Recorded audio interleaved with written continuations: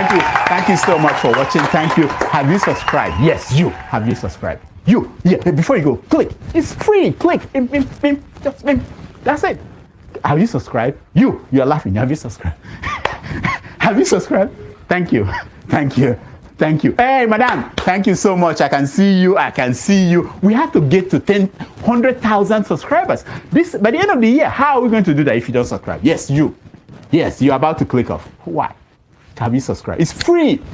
If you don't, ask your son, ask your daughter how to. Just one click. Thank you. Thank you. I see you. Aha. Thank you very much. Thank you very much. I'll see you tomorrow.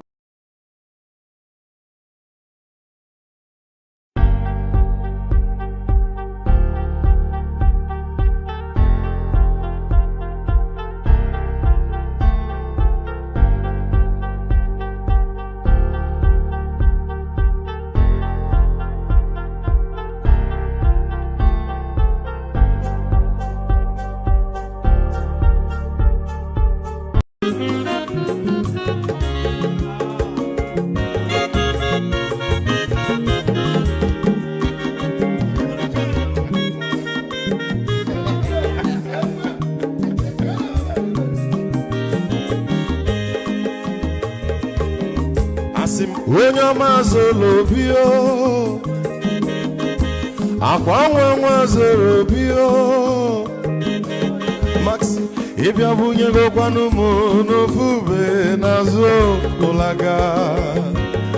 ụlaga n'ịbịa zugo, mmanwụ ụlaga do n'ịbịa zugo, akwa nwa ilochi o, biko rapụ zoro ka ọ nabazi ya. Onye ọma zoro biko, abọmma nwatara ndasari, ịbịa wụnye n'ịgwa na mụ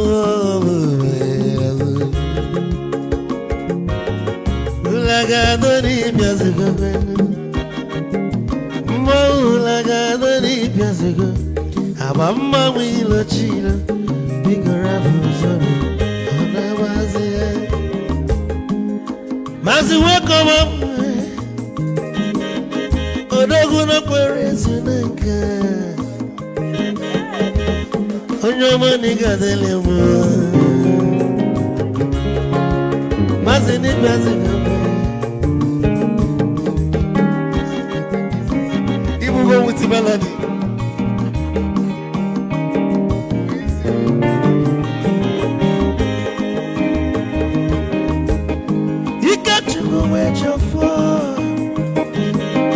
Odogu na chala noka, ezi wane mlega delemo, olagado ni pezigo, ma olagado ni pezigo, amama wilo chilo, bigora muzo, anabazi, te, onyama zoro de. Sorry, if I were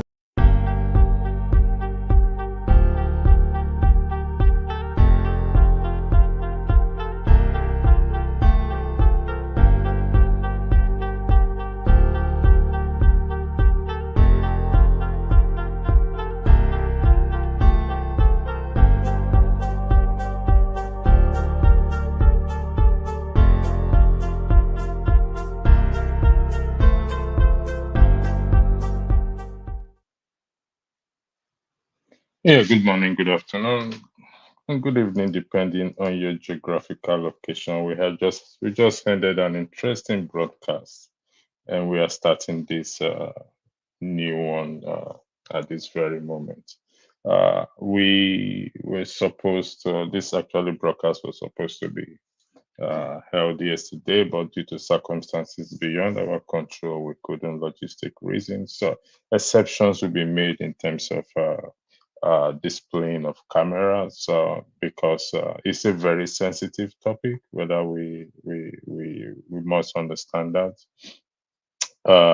the 1 out of 4 Nigerian children are not the biological fathers of the man, child of the man. So so it is a very sensitive one, and I will advise us to tread carefully when we are commenting or we come on the platform to air our views. Unfortunately, what happened in the last segment was becoming rowdy, and a decision needs to be made. And KJ, apologies for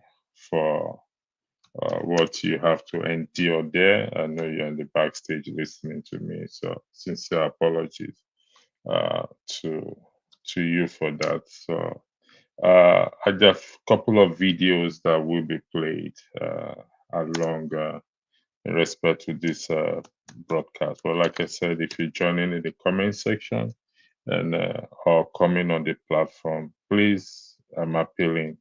This is a very sensitive matter, and kindly treat it with all sensitivity.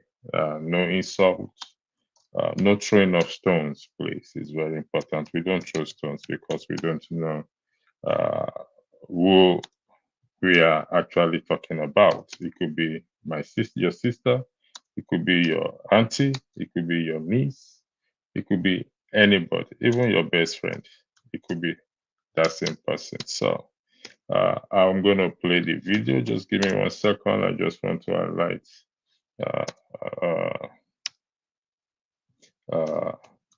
So if you want to join without having your camera on, that is fine. It's exceptions will be made in this regard. I apologize to Kene, you were insulted by Alaba.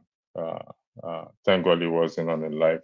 Also, Adama, apologize also to you in respect to what you were, the bashing you received. So, but like you said, things will take a turn for good on this platform. So I'm going to play the video for us to watch, and we kick off from there. Where is this video again? I uploaded it just now and it disappeared. Okay, yeah, I have it here.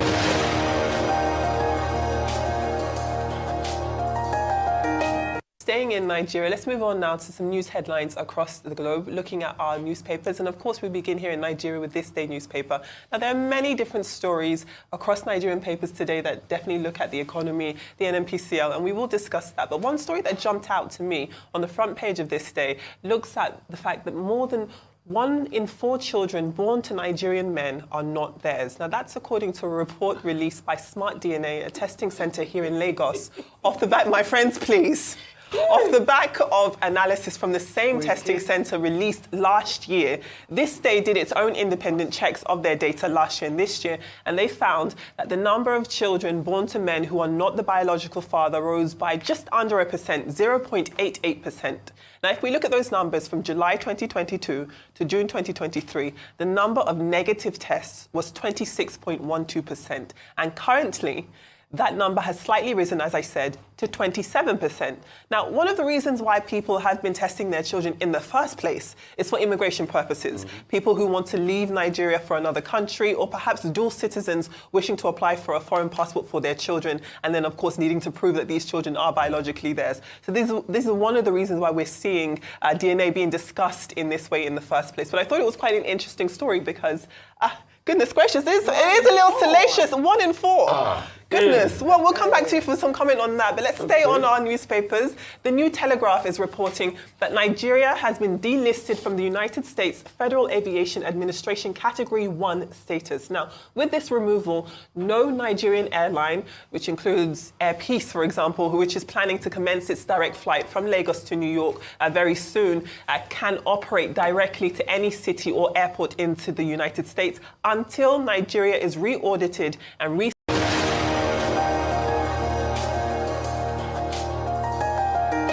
Staying in Nigeria, let's move on now to some news headlines across the globe, looking at our newspapers. And of course, we begin here in Nigeria with This Day newspaper. Now, there are many different stories across Nigerian papers today that definitely look at the economy, the NNPCL, and we will discuss that. But one story that jumped out to me on the front page of This Day looks at the fact that more than 1 in 4 children born to Nigerian men are not theirs. Now, that's according to a report released by Smart DNA, a testing center here in Lagos. Off the back, my friends, please. Off the back of analysis from the same testing center released last year, this day did its own independent checks of their data last year and this year, and they found that the number of children born to men who are not the biological father rose by just under 1%, 0.88%. Now, if we look at those numbers from July 2022 to June 2023, the number of negative tests was 26.12%, and currently, that number has slightly risen, as I said, to 27%. Now, one of the reasons why people have been testing their children in the first place is for immigration purposes. People who want to leave Nigeria for another country, or perhaps dual citizens wishing to apply for a foreign passport for their children, and then, of course, needing to prove that these children are biologically theirs. So this is one of the reasons why we're seeing DNA being discussed in this way in the first place. But I thought it was quite an interesting story because, goodness gracious, it is a little salacious. 1 in 4. Goodness. Well, we'll come back to you for some comment on that. But let's stay on our newspapers. The New Telegraph is reporting.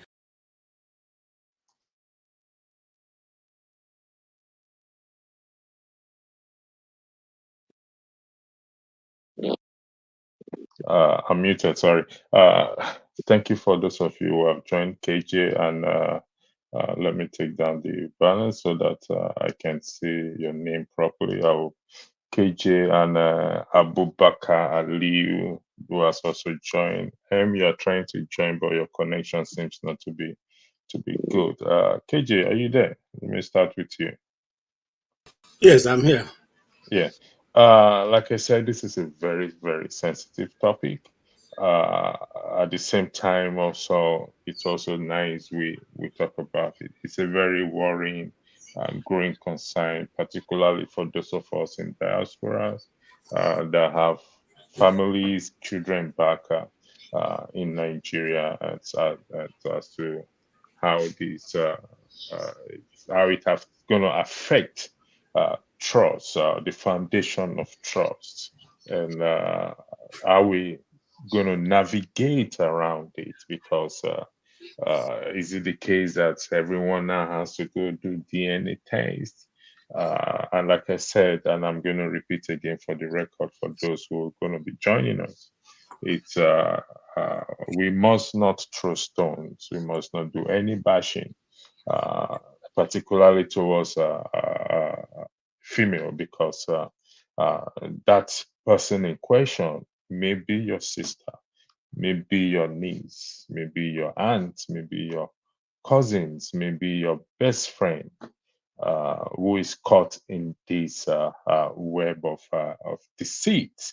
And so it's to find a way around it if possible. So, KJ, I'll give you the floor first, just for you to calm down. Thank you. You know what? If there's someone else, please let the person take over. I want to calm myself down. All right, thank you. Mr. Liu, are you there? Bubakar Liu, are you there? Yes. The floor is yours, please. Yeah, am I audible? Yeah, I can hear you. We can hear you. The floor is yours. Yeah, that's great. Yeah, regardless of who is involved in this, I think it's something worrying. It's something to look at. Mm, Oh, bashing. Yeah, you might not know the reason why those people choose to do that, but regardless of the reason, I don't think it's given us a different perception now, especially in the north. I'm from the north, and then the statistics are coming and yeah, it's not the northerners mostly that are going to that are seeking to leave Nigeria, go abroad. If you look at the statistics, mostly people from the south and the east, but still, it will give you a certain perception in the north because People from the north too do leave their wives and go working in some other states. It is also likely that if northerners could go through the same DNA test, the statistic might even be worse because I oh yeah because also I can say based on my background and what I studied and what I'm interested in, things that I'm looking up most of the time, and how the society is operating in the north, and the radical parallel diverse difference between religion and practice. What religion says is different from what how the people actually behave.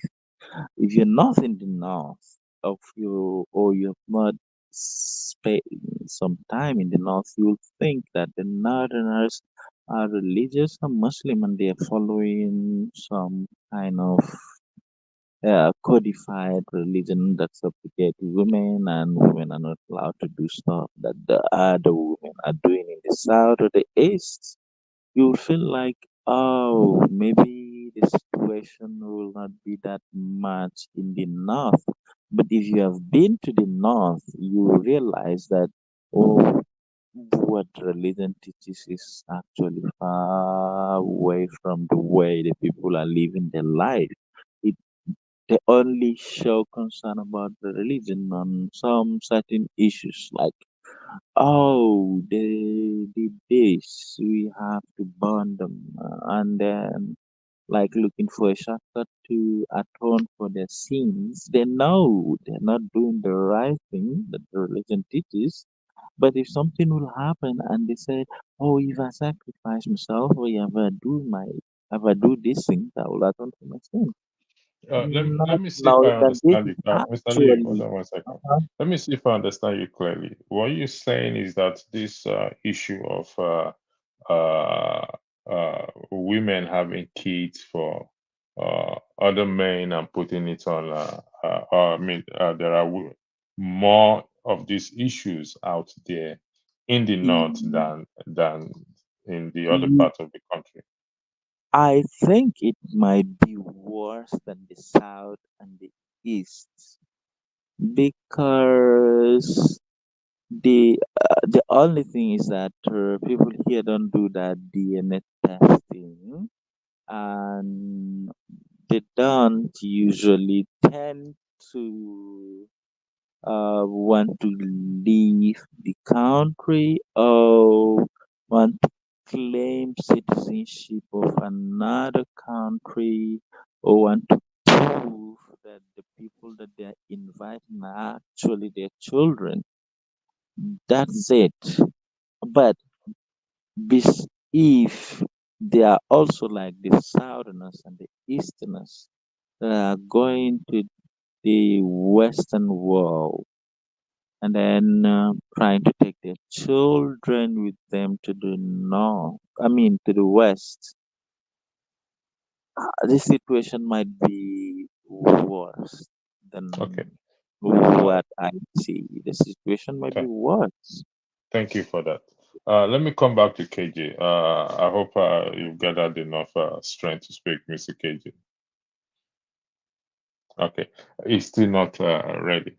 From what you heard in the video, the issue often comes up when people wants to migrate, and particularly the U.S. embassy requires a DNA test. So, should all Nigerian men in diaspora that have this is a question. I want to thank those who have joined in the comment section. I will be highlighting your comment in respect to the question I'm about to ask or put to us. Should all Nigerian men or should Nigerian men who have family in children in Nigeria, Nigerian men in diaspora, beg your pardon, that have children in Nigeria, should they all go do DNA tests? What do you think? Is that your own opinion or your view? Should we all that have children in Nigeria do DNA tests, whether we want to bring them over, bring our kids or the family over here or not? That is the question that is before us. I'm going to type it in the comment. I mean, in the uh, Christy, you said children are children. DNA for what? Christy, so are you suggesting that? What do you mean children are children? If you find yourself in that situation where it's found out that the child that you claim to be your child is not yours, will you still say the same thing? That is the question I'm putting to you, Christine.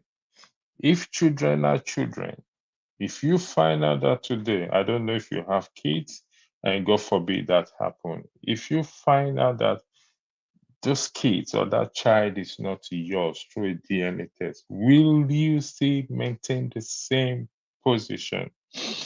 So thank you for that again. For those of you who have joined in the comment section, Mama Luke, Adama, Boom Boom Ray, Crushing, Life and Journey of Henry. Thanks for joining. Lighthouse, you said it depends on the individual family. I will appreciate if you could shed some more light on your comments so that it will help me and the viewers to understand exactly what you're saying. Again, Chris, African culture doesn't know what DNA is.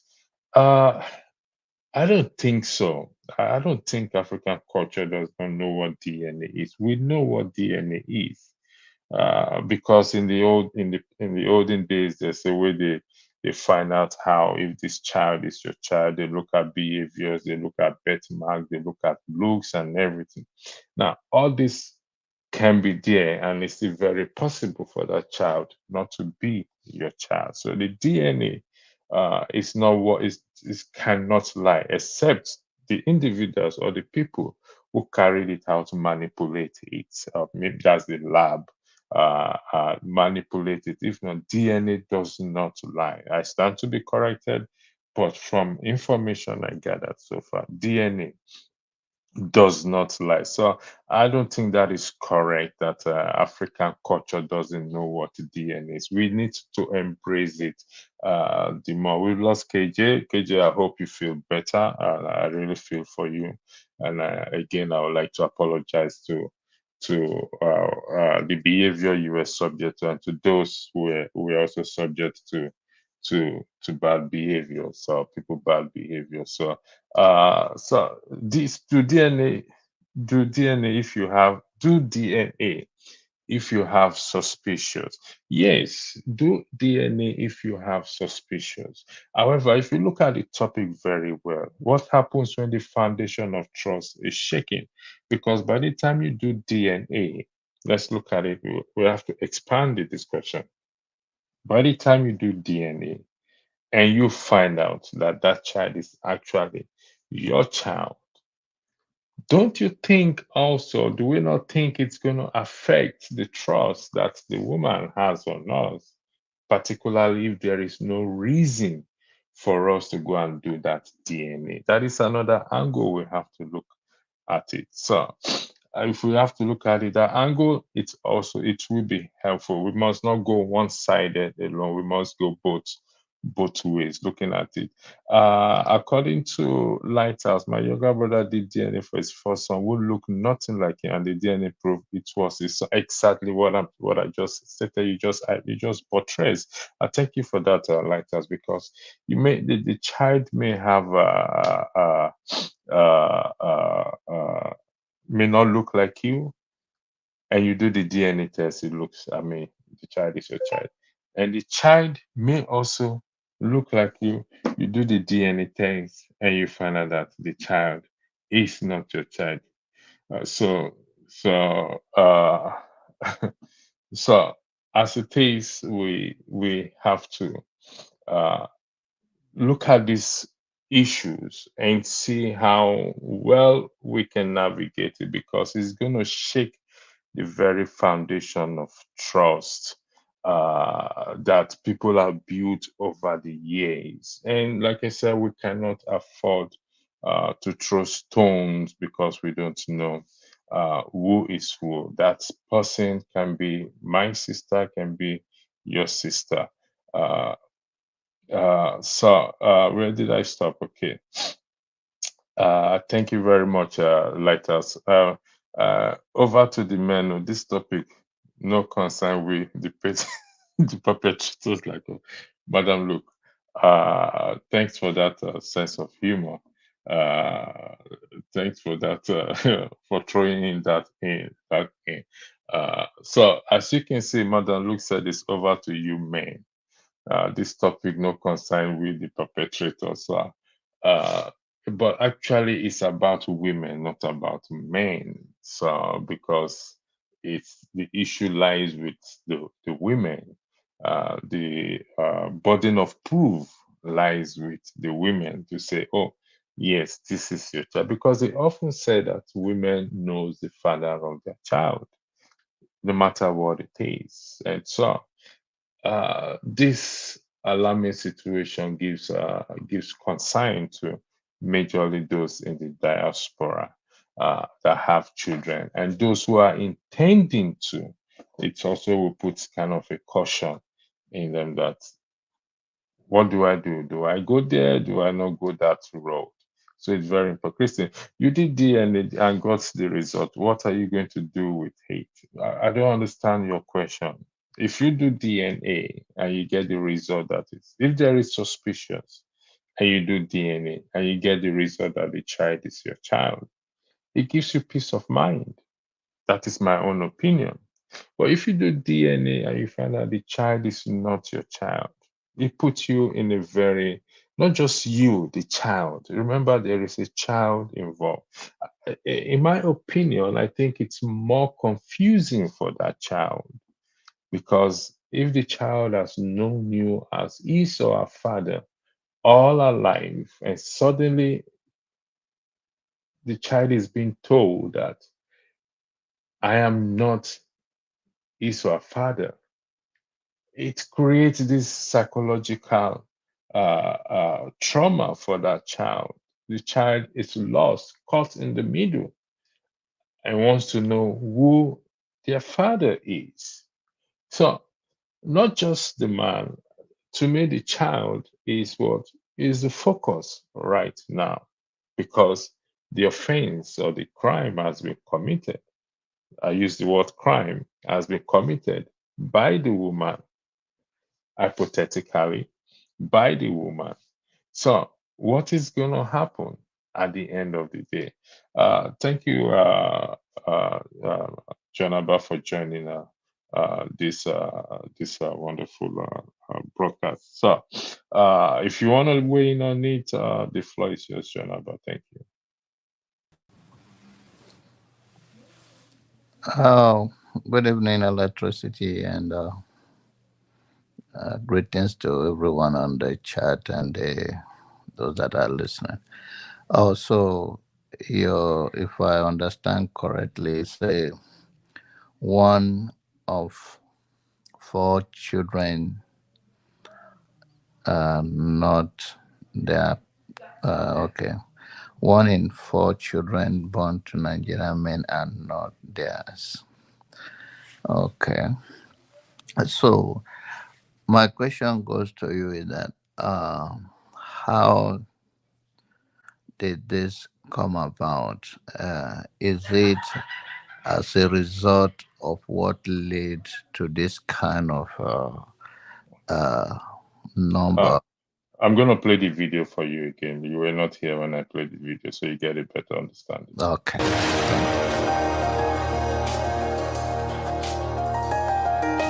Staying in Nigeria, let's move on now to some news headlines across the globe, looking at our newspapers. And of course, we begin here in Nigeria with this day newspaper. Now, there are many different stories across Nigerian papers today that definitely look at the economy, the NNPCL, and we will discuss that. But one story that jumped out to me on the front page of this day looks at the fact that more than 1 in 4 children born to Nigerian men are not theirs. Now, that's according to a report released by Smart DNA, a testing center here in Lagos.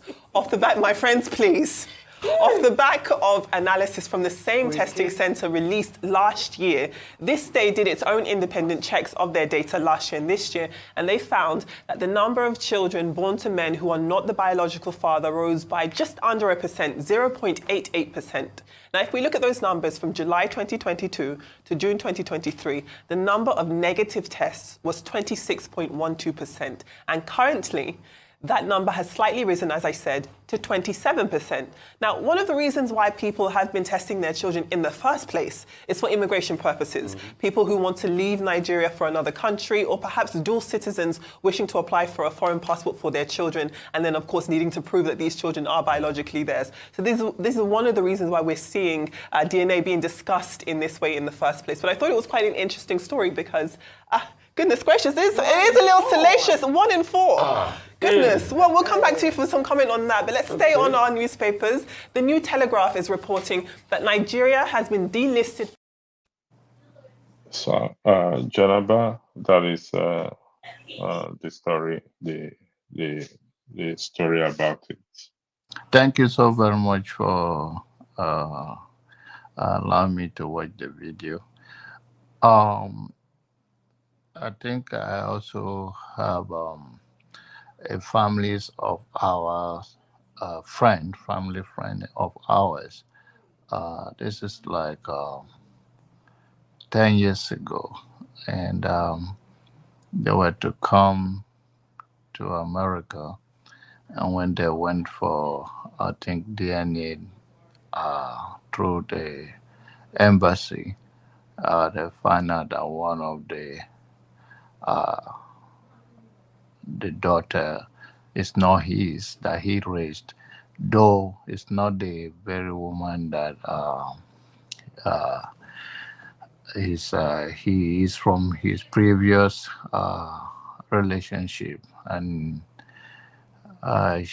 he was trying to bring her here with the other family as his own child, but you later find out through that. So that I can relate to that.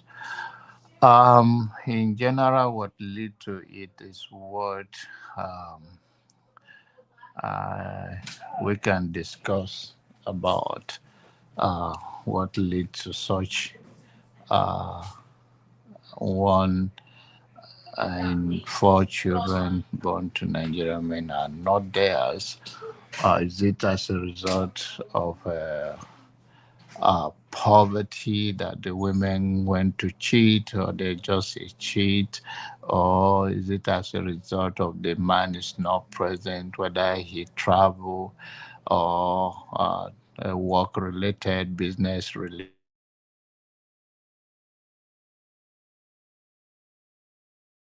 Janaba, I lost you there. Okay, Janaba, if you're there, I can't hear you. The audience cannot Can you hear you. me? Can you hear Yeah, me? I can hear you now. The floor is yours. Okay, I think it's the.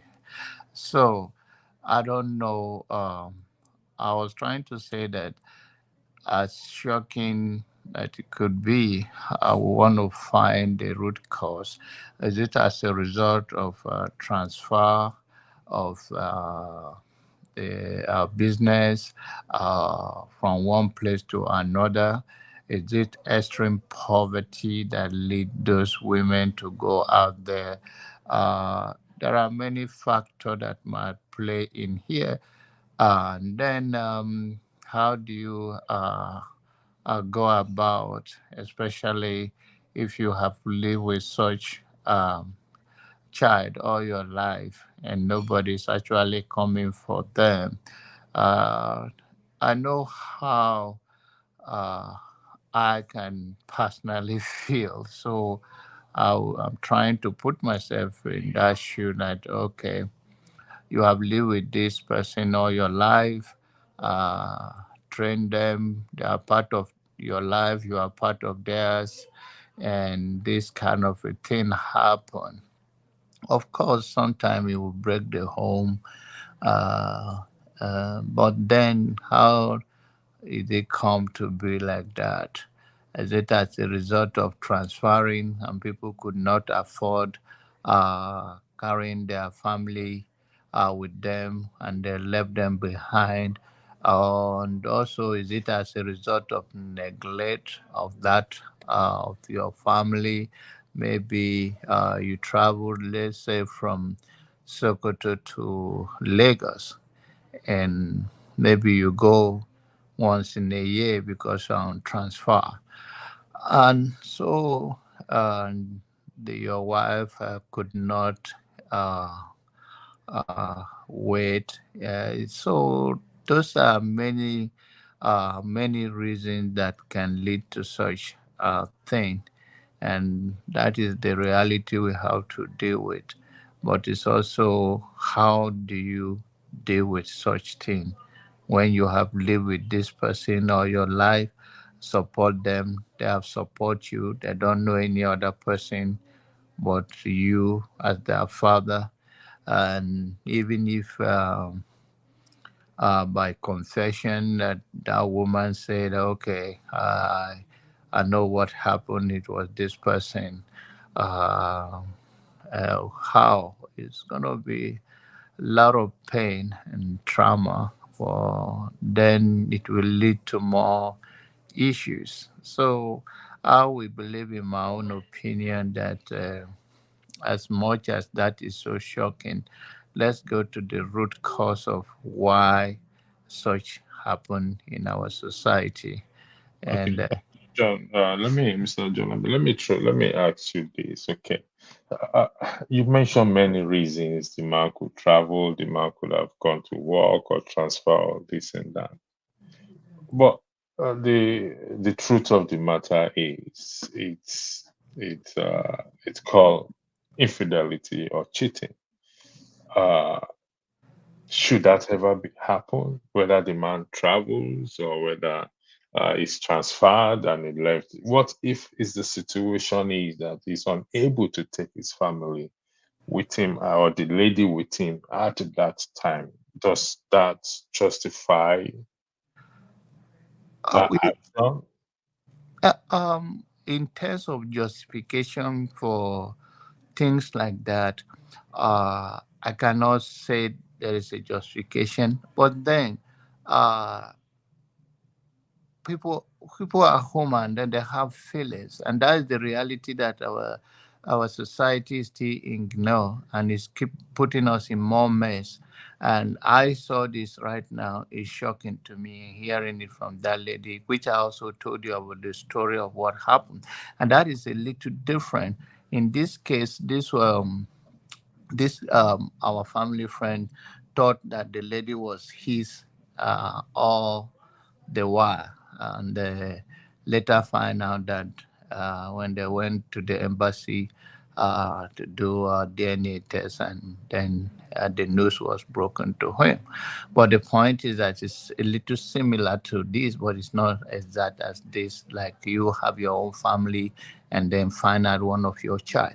And if we don't want to face the reality that because it's a sin or it's not, cheating is not good, and we can't deal with the reality of what is going on in our society, that it happened. I don't believe that so many of them willingly want to violate whether it's their marriage oath, but we have to bring reality to it.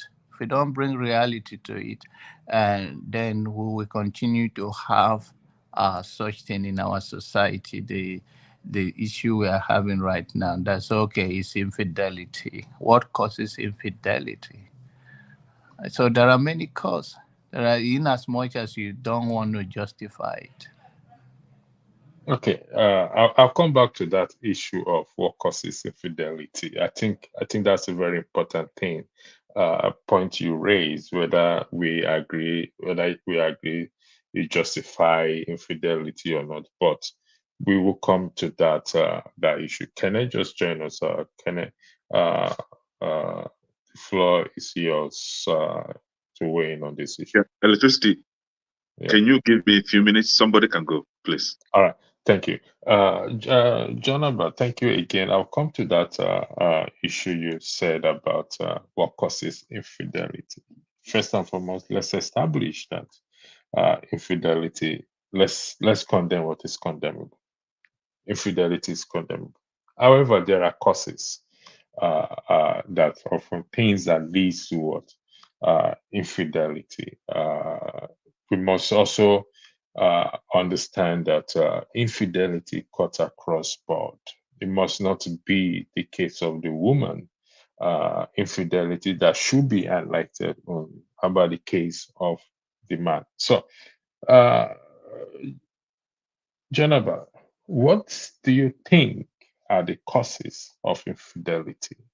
Now, I want us to be fair on this discussion. I don't want us to come with African mentality or a man's mentality that it is right for a man, you and I, to cheat or to involve in an act of infidelity and bash the woman and say when she does it. I'll give you an example. Example is the woman that was caught in the act of adultery in the Bible, and the men, which is you and I, want to stone her to death. And Jesus said, let him that had no sin cast the first stone. So what I'm trying to say is that I want us to keep a balanced discussion. Like I said, it's a very sensitive matter, and I don't want women to be bashed in this regard because of the topic that say 1 in 4 children born to Nigerian men are not theirs. There are contributing factors. Again, for the record, we are not justifying. I'm not justifying. The platform is not promoting infidelity or justifying infidelity. We are just having a conversation, a discussion in this regard. John, about the floor is yours. Yeah, just like we have said. Sorry, John. Sorry, before I go. Abubakar Ali, are you there? Okay, I don't think he's there. Okay, go ahead, John. Just like we said that it's not about justifying the situation, but then when someone being neglect, maybe like I said earlier, you can't afford moving your family, whether it's made that you said, whether it's the fact that the man will not give birth to prove that he cheated, or it doesn't mean that men too are not part and parcel of this infidelity, whatever you say. The issue is that a lot of things in our society, I'll give you this example similar to what it is. I don't want to name the church, but then every 4 years they'll move them from one place to another. So I was talking to my brother that is not a good way of raising a family. That why should you be moved from one place? Now I even had this now 2 years. And these are the things in the society that in the name of religion or being serving to God, that a common sense approach, or because of whatever the reason may be, whether you call it somebody is called or somebody is a pastor, or the lack of job in our society, that people can try to have it in both ways with a bad repercussion. You move your family every 2 years from one city to another city, posting you. They don't care about the school they go to. They don't care about other family that they have created there. They don't care about whatever the woman is doing. In most cases, the men are the pastor. They don't care so much about that. So there are large things in our society today that lead to such a behavior that we may say, call it the way it is, because maybe some of us are fortunate. And I also say that poverty can lead to it, whereby a man or a woman, a sugar daddy, sugar mommy, whatever, can lead to it, that led to this kind of unfortunate issue that the people cannot care. They don't have. It can be abject poverty, where women go. And sometimes people are just who they are. If they have everything, they want to do it, they still go ahead and do it. But in most cases, what is going on in our society, lack of job, lack of uh, uh, job that you, or lack of having enough money to make sure you go to where they post your children, post you to go with your family, whether you are male or female. This vacuum, human being, things happen, and that is what me I want to focus on. How do we fix this thing? Speak to the larger value of the causes of such thing in our society, whereby people don't just talk that we have a culture of value, but it's seen on our daily life, whereby we respect family, we respect ourselves, and we make sure that everybody is okay. Because it's easier to say than done. It's cheap. Talk is cheap because it's not affecting you directly, and that is how human life is. But when we have an open mind, we say, okay, no justification whatsoever, but what led to this? How do we stop this? Because it's a heartbroken to any family. John, can you hold on 1 second? Yes, Daddy TV. Your comments, I'm gonna actually warn you to refrain from making derogative comments on someone that you don't know. I'm gonna tell you that straight away now. You've been doing this in the last broadcast, and if you don't refrain from it, I am going to take necessary action in line with the policies of this platform. Like we say, you don't have to be here. There are billions and millions of other channels you could go. And so I'm going to take your comment out. If you continue in this trend, I will not spare. I will not spare you. Take it from me, please. I'm addressing you respectfully. If you don't refrain from that, such making such derogative comment or unfounded comments, let me put it that way, then you will be banned. I'm just telling you now. So I'm going to take your comment out. So, uh, sorry, Jonaba. Continue, please. Hello, Jonaba. Are Yeah. you there? Yes, bro. Yeah. So, like I said, we are speaking to a very big, gigantic elephant in the house. And then, like you said, it's across. It's maybe because it's from Nigerian TV, but maybe it's all over.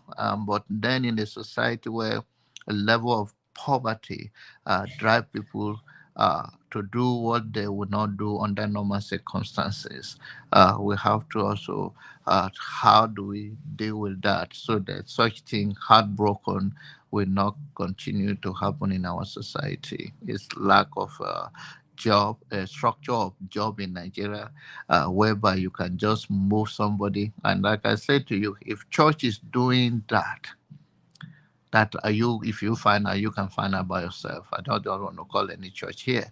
How do you, what is the value that we raise ourselves? How do we, so infidelity is not good, but you keep moving people from one place to another, and you may not even pay them well, and all is in the name of pretense. Like what? You don't want them to settle there, form their own church, all those control mechanism in place. The well established one can stay in one place for years, but the little ones, which is in the church, which is where you use the word infidelity, that definition. So we have really issues to deal with in order for us to be have what we are expecting in every home, decent home. There's no perfect home in all, like simply because it's from Nigerian media, it doesn't mean it doesn't happen in any part of the world or other part of the world. But it's unfortunate that we as society have to deal with at this time. And Yeah, every yeah. Thank you, John. It happens everywhere in the world, Mhm. without a shadow of doubt. But the focus is on us. Just like politics, we focus on Nigerian Yeah, politics. that's what I Other say. Yeah, other I'm countries focusing on have, Nigeria, yeah. but I'm also, that's why I told you the level of poverty, the structure in place, the lack of ethic at our way of behaving in our ethical behavior, and coupled with the poverty, this kind of thing is bound to happen. If you think does it mean that it's allowed? There's justification, but then, if you don't want something to happen, there's a preventive mechanism to be in place to avoid kind of a thing. And that's why you and I are here. The fact that you saw it not because you are happy with it, it's because it should not be happening. Okay, what do we do now when we see all this vacuum, when we see the level of poverty with that people can offer you, and they lose in the society. They think there's no norm no more. And sometimes what's part of it is that sometimes these people can still be a married man and married women that does this kind of a thing. And if you go down again, of course we have loose people in the society, but the majority of it will go down to the way our society not facing the reality.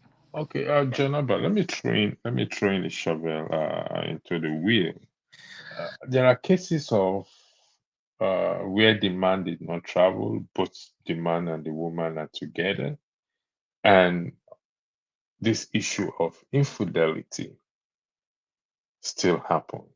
Now, remember, we were focusing in the issue of the woman now, respectfully, and not parodying any woman as a loose woman or whatever it is. No, that is not why we're here.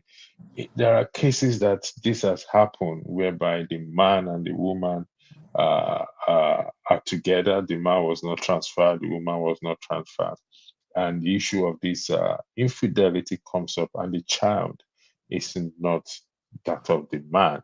How do you argue that? There's no argument. We're just speaking to issues.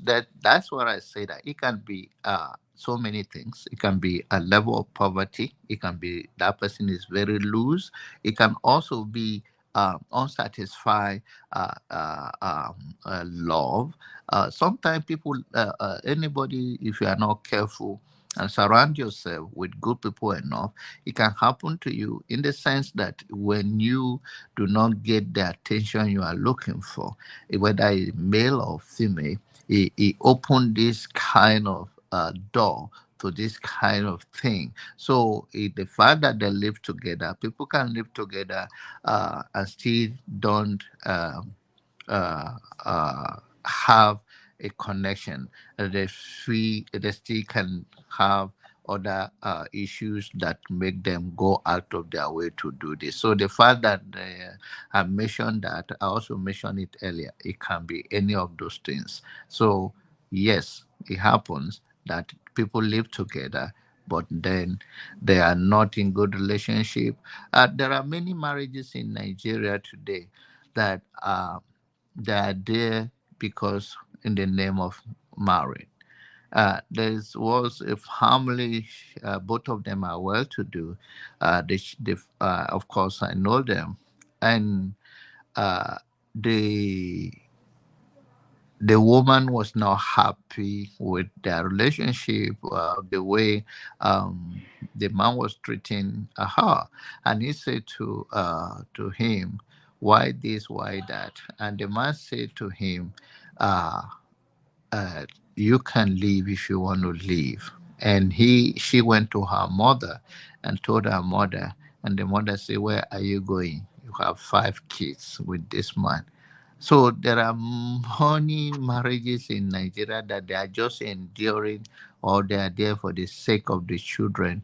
That in under normal circumstances where people have respect for themselves and follow marriage rule, that there such behavior will not occur. But yes, that's what I'm telling you, that many things that play into it. You can see that such thing uh, I don't know. I can Okay, be. I'll come back to you, Jonathan. Okay. Madam Luke just joined us, the female. Madam Luke, I've seen some of your comments. Let me go through it again. And your comments actually do make sense because you said, is infidelity the problem or for lack of, is infidelity the problem for lack of trust? And the second comment is, where is it again? You made two comments. Comment. So I'm going to yield the floor to you. Coming from a woman's point of view or perspective, what's your take on this issue? Thank you for joining again. Madam Luke, are you there? I guess she stepped away from a microphone. Jonathan, yes, let me agree with you on one thing. Poverty can lead to such act of infidelity, even without the woman or the married couples. We see the way uh, poverty has made uh, girls to sell themselves in Nigeria, even parents encouraging their daughters to find a man just to survive. And this will continue except the political landscape change in Nigeria. So we recognize this problem. That means there's no respite or there's no solution. Is that what we're saying, John Abba?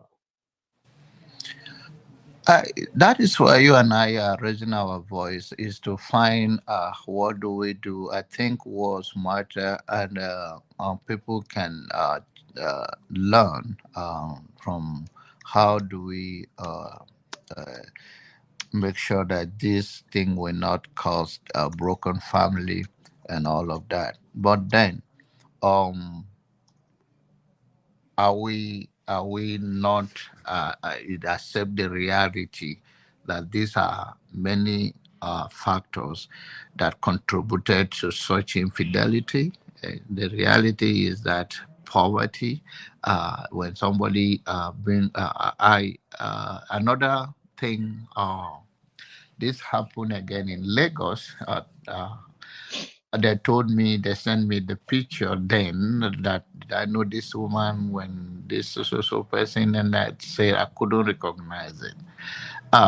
She's one part of the Nigerian in Nigeria, and they could not afford anything, and the husband himself, that one they do not like they marry officially according to my understanding, but they are living together, have children together, and ask her to go to go to the on the street and do whatever she can do. So and then what happened with that is that it's a story that have uh, I don't know how to say it, whether a better end, because eventually this lady went on the street and met a young man from America, uh, uh, a Nigerian, but was born here in America. And she was open and told the guy that this is it, this is it. And the guy said, wow. And he said, and to be honest, is that they got married for real. They got married for real. Come again, John Abba. You said, A guy, yes, yeah.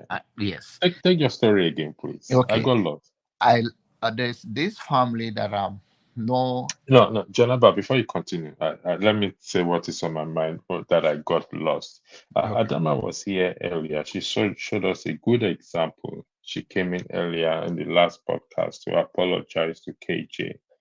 And I think also personally, I owe her an apology as well too. Personally, I owe her an apology. And I know some individuals have been mean to her on the platform in the comment section. I hope one day they will get to her. But this is personally from Yadama. If you're there listening to me, following your footsteps, I also owe you an apology, and I'm apologizing openly to you. And I hope that close the chapter. So I hope we will behave ourselves on the platform and in private. Janaba, I apologize for that. So take the story again. Thank you. Madam, look, if you're there, just indicate in the comment section, in the private comment section that you were there. I called you earlier, but I guess you stepped away from Oh yeah, your... I just stepped to the kitchen to get me some food. All right. Once John Abba finishes, I'll come to you. Thank you. Thank you. All right. Okay. I was telling you about his family in Lagos, and they were going through so many difficult time, and they were not married officially, but they were living together and they have kids together. And the man asked her to go on the street. That's what I was saying. That I don't know how to say it, whether it's a better ending or whatever. But maybe destiny have its own way of playing out. Maybe it's not the way we want it. Then this young lady met with a young man from America, American born but a Nigerian, from a Nigerian family, and she told him the story. She's well behaved. And the man asked him, "Do you want to continue with this man, or can we get married?" And the end of the story that they got married. So, what am I trying to say is that in as sound as to me is bad stuff that you cannot afford. You are not man enough for whatever reason. Because I believe the people that are close to me, my family, say do everything you can to put your head up. If you have to hawk, hawk. If you take responsibility to make a family, you are responsible to take care of them. Do everything to be there, and you guys can manage your life. But this is what I've come to understand, that poverty make people do some unthinkable stuff. That's correct. John Abba, I hope you're still there. Your story. In my place, I said this story get belle. So we need to break it. There are several angles to this story. But let me give Madam Luke the floor. Madam Luke, if you're still there, the floor is yours. Thank you. Okay. Madam Luke, Are you there? Oh yeah, I'm I here. can hear you. Okay, we can hear you. You people should be giving us time. It takes time to go and find the mute button and unmute and come back. When they call your name, you don't know that you get a brain freeze and you start looking for your mute button. Okay. The floor is yours. All right. Hello, my wonderful people. Thanks for a beautiful session today. You see, we've overflogged this topic in another channel, so in another platform. So I will just hit the other areas where we need to focus on. Because when things like this happen, hold on a minute, let me shut my door.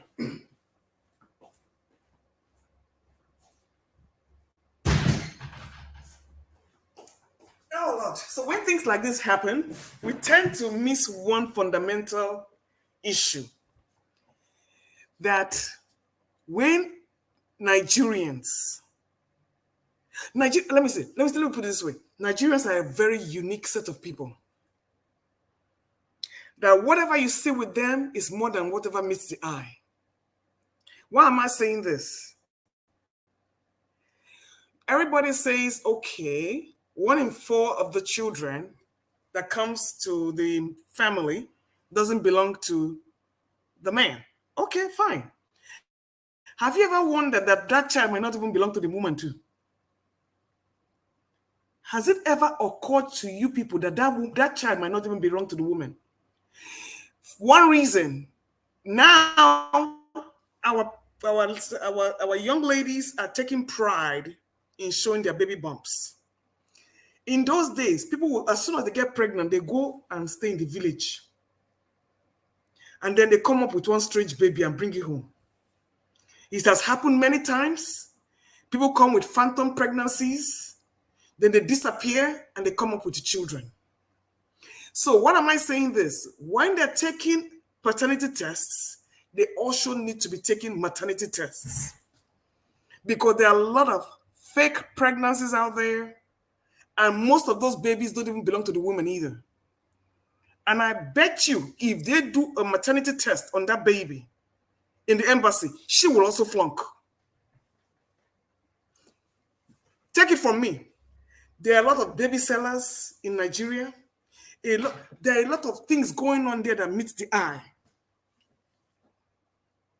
So why am I saying this? Before you start calling the lady infidelity and do this one, it's either one or two things. The baby was switched, or she colluded to bring a baby to that home that doesn't belong to her or her husband. I've seen that happen many times. Many times. So now, coming to the next question about infidelity. Once again, you are dealing with Nigerians. There is nothing they hold sacred. There's nothing that they hold dear. Even when they get married, most of them are in very fluid marriages. You disappear tomorrow. Wherever you quarrel, you come back and make up. Meanwhile, they're going on with lives with other partners. And while they're jumping from man to do this one, while they're taking a break and doing all that, they're still married. And the woman gets pregnant. She was like, you know what? Oh, well, whatever goes, whoever's child it is what it is. So when it comes to infidelity, most marriages have infidelity on both sides. They're only struggling to survive. And while they are doing their things separately in the times that they're disconnected, guess what happens? Pregnancy happens. So who is it for? We don't know. Is it a trust issue? Or is it because the man cannot give birth?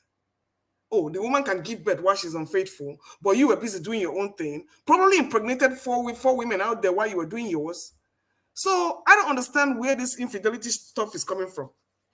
The only reason it's painful is because a child came out of it.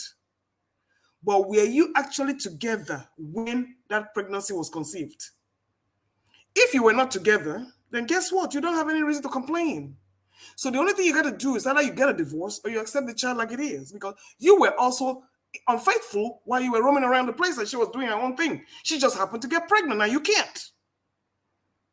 And the last thing I'm going to say, and I said it on the other platform, that pain a man feels when a woman brings a pregnancy into the home is the same pain we feel when you go out and impregnate somebody outside. So please, infidelity is infidelity. Unfortunately, they have brought you a baby that is not yours to your home. How you choose to deal with it is your issue. Well, like I said, as the woman, she has already done what she got to do. She can only plead for forgiveness. If she's sincere, she can come up with a good explanation why that happened. But most of the time, you guys are not even together, is the issue. So when you are separated in between marriages, what do you expect? Chances are you're going to get a child that is not yours. Just like you go out and father children that is not hers. So do you get what I'm saying? It goes both ways. So what do? It's either you take it the way it is or you get out of the marriage. It's very simple. So my question is that why are we hurting about this topic? Why is it such a big deal?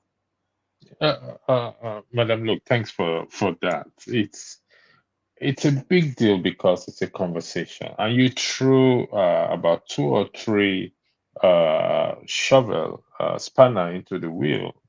I have to be honest. You threw 2-3 spanners into the wheel. One in terms of maternity tests. To be honest, I have never ever considered that, and I think most people will agree with me. I have never ever thought of maternity test. Also, you made a very important point. Can unusual business welcome? I'll come back to you, Jonah, but please stay there. I appreciate that. When 2 people are separated, the chances are there that a lot of things will happen, including pregnancy. So I don't understand personally when people are separated and they expect they still expect faithfulness from the other party. To me, that is a height of madness as far as I'm concerned, because you guys are not together. You are parts, or anything can happen. But it's a big deal, like I said again, because it's a conversation we're gonna have. And I don't see that way overflogging it, because it's happening. Like what John Abba said, we're here to talk about it with the hope that people will learn and hear and get to understand this thing. Remember, it's not just about it; it's about the foundation of trust that is broken. So I'll come back to you, Madam Luke, and we will look at what you said. Like I said it at the very beginning of this podcast, we're going to have a balanced discussion. We're not bashing on anyone particularly. We're not going to bash on the woman here just because the topic appears or sounds like them, because a lot of things. Also, Mama Luke also said some of these children are not the pregnancy. They are not even the woman that carried the pregnancy. She show a baby bump in the next, and she disappeared. The next time she's coming with a baby. That's another shovel you threw, a spanner Yeah, you because threw most of them into are the carrying wind. most of them are carrying double fibroids, and it just keeps Yeah. growing, and people think they're pregnant. Okay, we'll come back to that. Mother, thanks for your for that insight. Who is next? Can I understand your network is giving you an issue? I hope I'm it's good now. good now. Okay. Mhm. Usual business. I'll take Kenneth first because it's been popping in and out. Let's hope his connection. Kenneth, the floor is yours. Thank you. Okay, thank you. Let me start off with the idea that DNA tests don't make mistakes. DNA tests can be very inaccurate, depending on the type of test and circumstance. For example, a sample can be contaminated, and when that is done, uh, it's out of the original, and mistake is bound to happen. We have a situation where the lab technicians make mistakes, and also talking about genetic mutation. These factors could lead to DNA tests making a mistake. Now, I will come from the idea of a traditional man in which we are allowed to have multiple wives. So in that case, there happens to be a reduced cases of infidelity from the man's part. The man will stick to his too many wives, so there will be no need going around sleeping around with other women, and thereby reducing the cases of impregnating women outside. And vice versa, the women also, because they have their man is always there for them, and he always provide their need, because traditionally you, the man, should be able to provide for your woman's need, not necessarily only food, but the other bedrooms need. So in this case now, DNA test might not be required because we don't actually believe in that. Unwa bụ nwa gị means the child is your child, provided the mother gave birth to that child under your roof and she's married to you. Even if you are not responsible for the pregnancy, that child is still yours according to tradition. Now, playing a devil's advocate, the Christianity part of it, once you slip out of your marriage, that is considered infidelity, be you man or a woman. But what we, the men, fail to advise ourselves on is the idea that when you are married, according to the Holy Book, you will leave your parents and you stick with your wife, and your wife also will leave her parents and stick with you. But these days, we find a situation where you will go and get married to somebody else's daughter, abandon her in Kafanshan, and travel to Germany in the name of money making or job, whatever, leaving her alone, contradicting what the Bible instructed you to do as a married man. So when you leave this woman elsewhere, what do you expect her to do? What do you expect her to do when she is in that need of a man to wait and wait till whenever you come back? Are you kidding me? And then if she tried to respond to call of nature and eventually got pregnant, you expect her to be crucified because of what? Don't you remember how you abandoned her? Now, some wicked men will get married to a woman because they want to be in control of her life and existence. They will make sure that first and foremost, anything that will fetch her money, they put a stop to it. If she's a graduate, they will even go as far as telling her that she's not going to work, that she's going to be a sit-at-home mother. Okay. Then refusing to take care of her financially. She has no money. Dr. John Abad was saying something related to that. How do you want her to take care of herself when she don't have money? You are now exposing her to look elsewhere for money. Now, if other people or other men like you that are not as wicked and inconsiderate as you try to support her financially and in trying to reciprocate for the good gesture, and she conceived and have a baby, you now come back and start what I say. Okay. The baby is yours. Simple. I'll now, come back to DNA, you. Can I hold on 1 second? Okay. I'll come back to you. You said something, and I want the usual business and John Abba and Madam Luke and Augustine to, and even those in the comments section. You said, I stand to be corrected if I'm quoting you wrong, that a man taking more than one wife can prevent or is going to prevent him infidelity. Would that be correct? Am I quoting you right? Are you there? Yes. Can you rephrase it again? Sorry. You said a man having more than one wife will stop him from infidelity or cheating on his wife. Would that be correct? That's correct. Okay. I will start with you. Usual business. Do you agree with that, Kenneth's view? That if a man has multiple women that he won't cheat? Yes. It's a 50-50. Every It man reduces the possibility. it definitely does, reduces it, because every man is different. Some men can have 1,000 wives and still cheat. That's just the individual. I wouldn't even call that cheating. They seek other options, right? But I'm okay. I'm a kind of go through this slowly. I'm kind of going to rub some people the wrong way, but everything I'm telling you is factual, right? If you go down to South Africa, 60% of the children that's born in South Africa, right? 60% of them do not belong to the men that they quote unquote is legally said to be the father, right? If you go to France, you will see the same thing. That's about 40% or something like that. In the U.S., it's about 40, about 45%. They try to lie and say it's about 30, but no, it's really about 40, 45, right?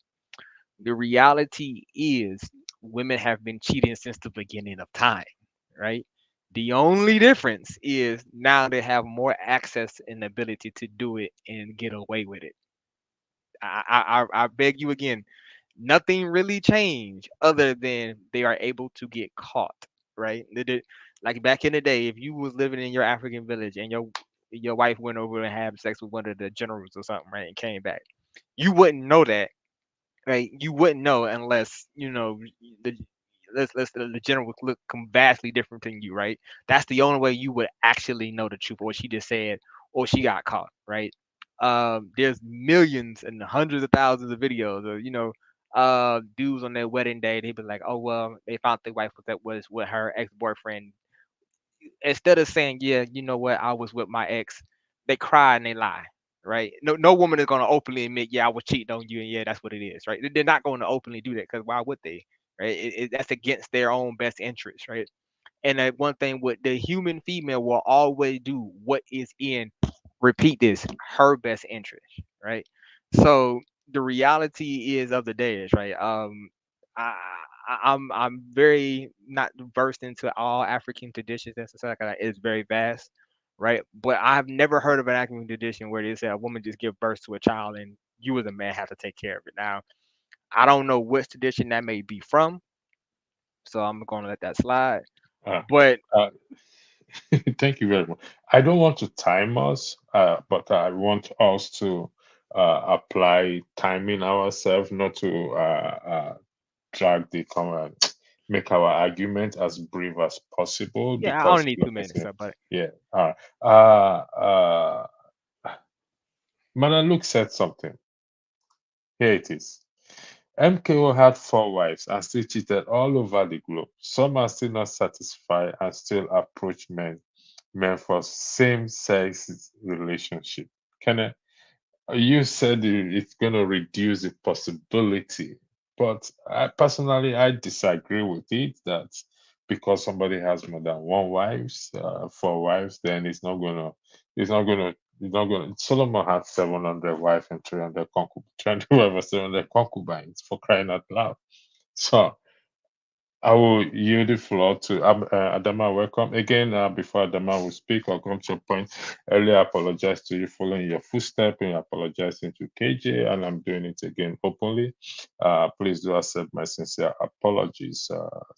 Uh, who came next after Mr. Augustine? I don't know if it's So right I'm for here. Augustine. Yeah, So I the was floor is just, yours. yeah, I was just listening to Ken. I just came in because, in fact, good morning, good afternoon, good evening, depending on where you are. It has been long. I came around, but I just want to talk on the topic. I just came in when Ken was talking about too many wives will stop a man from cheating. To be honest with you, I always say they say character is like pregnancy; you can't hide it. Even if you have 100 women, by the time you see the number 101, and she looks beautiful to you, you will still follow that person.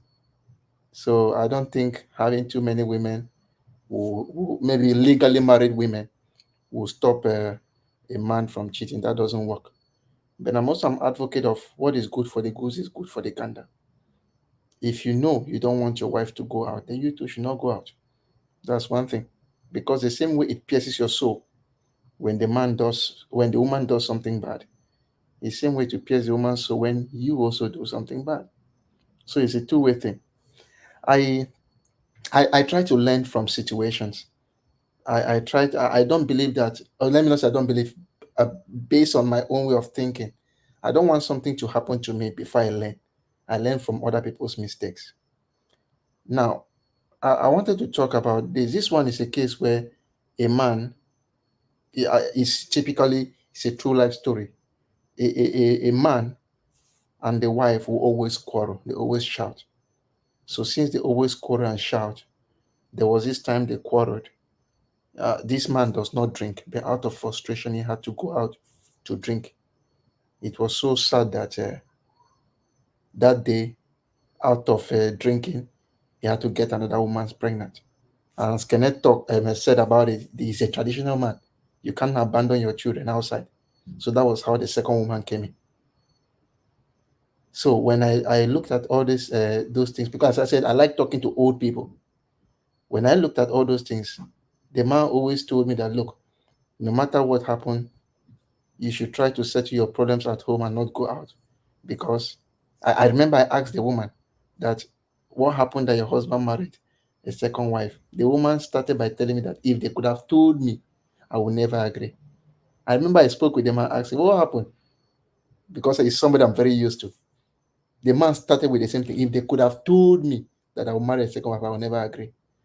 But my own point is this: we should all try as much as possible to respect each other. And especially when you are angry, or maybe when you are getting out of your mind, it's good to always stay at home, because some people may not be polygamous in nature, but one little situation may spark you out and something else will happen on that day. Anyhow, I'll just stop there for now. Thank you, Augustine. Before I go to Adama that just came in, and then we'll go to Jonaba and Luke. I've always hold the view that for a woman, particularly a married woman, to cheat, on her husband, the man contribute to such thing at least 70% of her going out. That is my own personal view and study from everything I have seen. The man is at fault 70% in that regard. Adam, the floor is yours. Thank you. Sadama there? Yes, Okay. I can hear you. Greetings, everyone. Can you hear me? Yes, we can hear you loud and clear. Greetings. Madam, look, I want to pick it up from where you came from, where you said about women who are separated. And I read something on the chat in terms of the medical thing. And a cheat is a cheat, no matter how many women you have, including the women. But for women who are separated and they're no longer with their spouse, living in different home, but they are still married by legal laws, and you have where the woman moves on and the man is as well. He has moved on in some ways. One thing I want to encourage every one of us is we need to remember our culture. Our culture is a culture that frowns against divorce. And in order for us to accept the abnormal that happens, we need to recognize what the culture says. As much as we may live in the diaspora, it applies to every one of us. In order for us to apply that change, we need to be that change we want. Like Madam Luke said, if a woman is separated from her husband and she goes sleep with another woman, another man, is she unfaithful? We need to ask that question. That's number one, too. So the woman finds someone else she likes and she's in love with that person. And the man knows about it. He's involved in a relationship as well. And tomorrow they decide to walk away, but they have children together. We need to encourage in allowing people do what is comfortable for them. You don't need to like it. It's what is best for the both parties. Stop inserting yourself in things that is none of your business. Applies to you. It's not your marriage. They didn't ask you for your suggestion, your inputs. Keep it to yourself. If it's your marriage, you deal with it the way you see fit. But allow people to make decisions that best suits them. For our women going outside, having children, why did it take visas, going through the process of bringing a child into a foreign land for us to recognize a lot of our women are having children outside their home? These things has been happening even before DNA came in question. Our forefathers, their wife did it. Nobody heard about it. But this generation is a different generation. In order for us to accept the changes that are going on with these Gen Zs and whatever, we need to accept that these changes are here to stay. We don't have to like it. It is what it is. And I totally agree with Madam Luke. I said something to her in the comment section. A lot of our men do not go to urologists. They have low sperm counts, including our women who don't test. They don't go to the gynecologist. It's both ways. We cannot be in the diaspora and not use the information we have in our hands. A lot of us don't believe in going to surgery. For me, that is an anesthesiologist, I see it all the time. They will frown on it because that's not what they believe in. They've never been in surgery all their life. But you need the surgery to save you. And they say, oh, pray for me, do this. And I'm looking at you, I'm coming from a medical point of view. You need this to be alive. So we need to open our mind. We're not back in the village. We're not in Nigeria, where the medical system is not at a level where we are settling in the diaspora. So in order for us to embrace the changes and things that don't sit likely with us, it's not surprising to me because guess what? Women are making money. Women are going to school. Women are doing things that men are doing. But one thing I will recognize as a woman can never be a man. A man is the head. The woman is the neck. But so long as we have refused to acknowledge that our women are making impacts and their impact counts for some men who are stuck in their ways, this change is here to stay. You don't have to accept it. It is what it is. Thank you. Thank you very much. Jonathan, we're back to you in this on this issue. Adama said, I understand from here. I understand that the women get cervical screening in the UK and Ireland, and I think it's free. And unfortunately, some of our women don't avail of that opportunity. The issue of a low sperm count in men and men.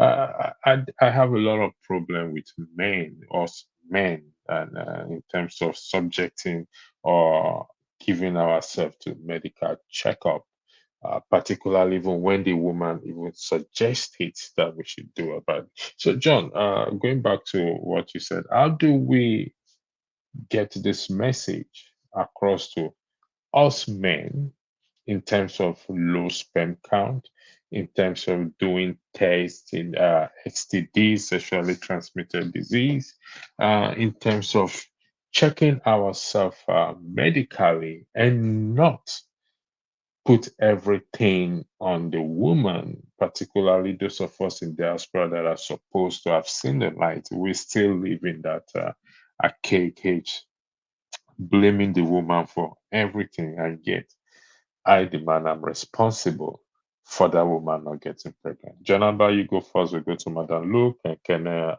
and Augustine. Then I'll throw in a shovel. Pick on Madam Luke. Shovel. Spanner. She threw in the shovel in the way. Thank you, John. Thank you again.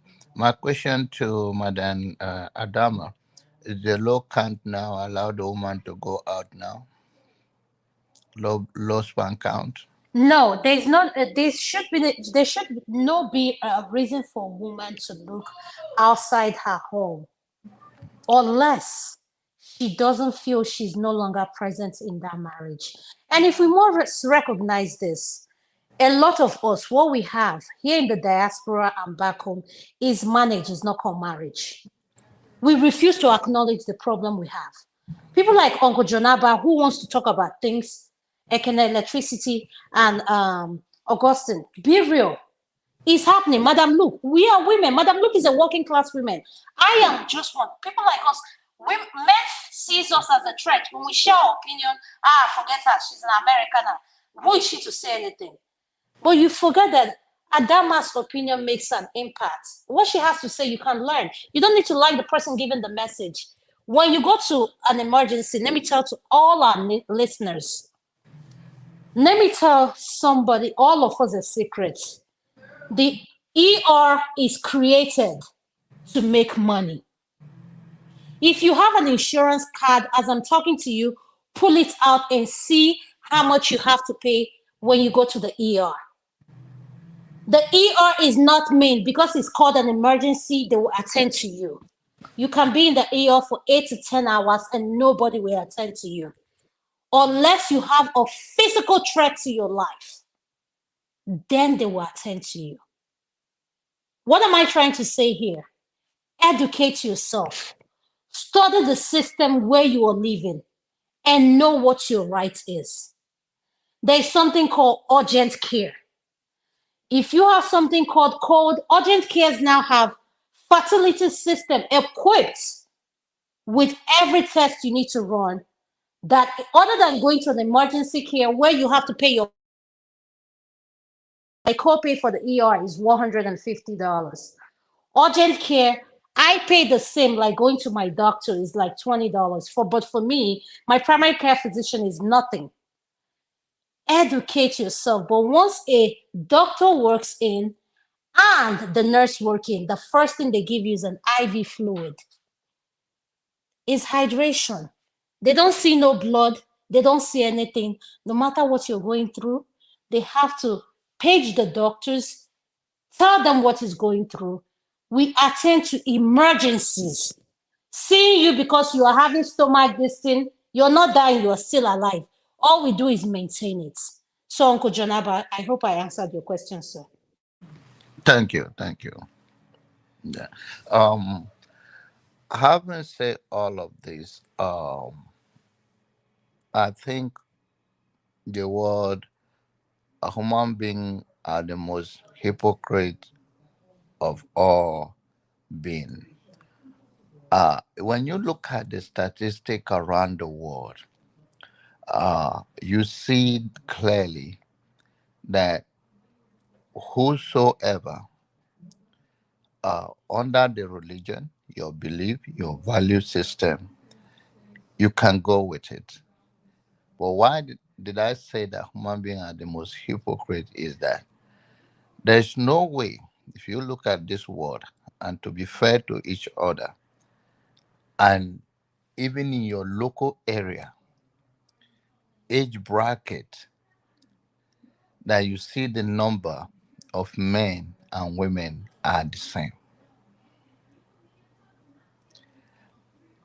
The everybody have the right to live the life they choose to live and whatever their partner is comfortable with.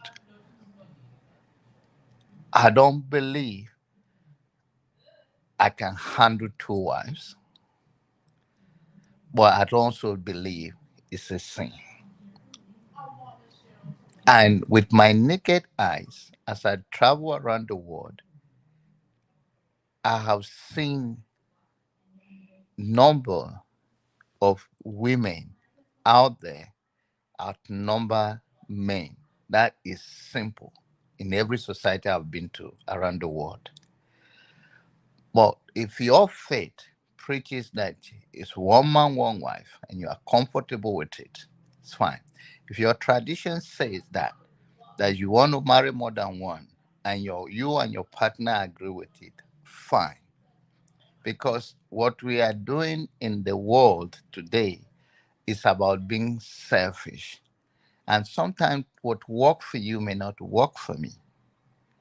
You know, uh, let's say someone cheat, and if somebody have more than two wives or three wives, and they want to cheat, they can still cheat. I don't think that is the solution either.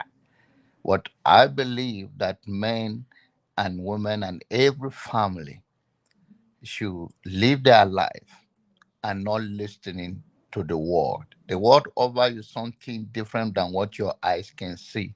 And I think that is being hypocrite or being delusional or just try to force yourself not to have accept the reality. The issue on the ground today about uh, in a family of four women in Africa is not that common that a woman, I mean, Nigeria now, a lot of stuff happening, children are being sold and all of that. But then that is a different issue. We are talking about someone in their home find among the three kids he has, four kids, five kids, one is not there, or the only one they have is not his. And it cannot be both ways, except they adopt it or one of them stole it. And of course, there's no 100% that there won't be mistake if some lab test is being taken or the DNA, and there is not 100% that there won't be mistake there. But the issue is that it's not a match. I Somebody asked me says that have you seen a woman that two or three men go out with her at the same time? I say, yes, there are prostitutes that stay in the hotel. Too many men come there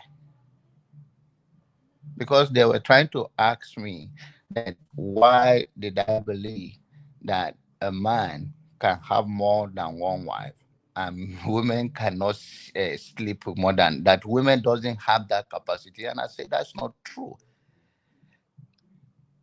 There in the prostitute hotel, there are many men that come to only one woman. It may be different time, but what are we trying to address in our society?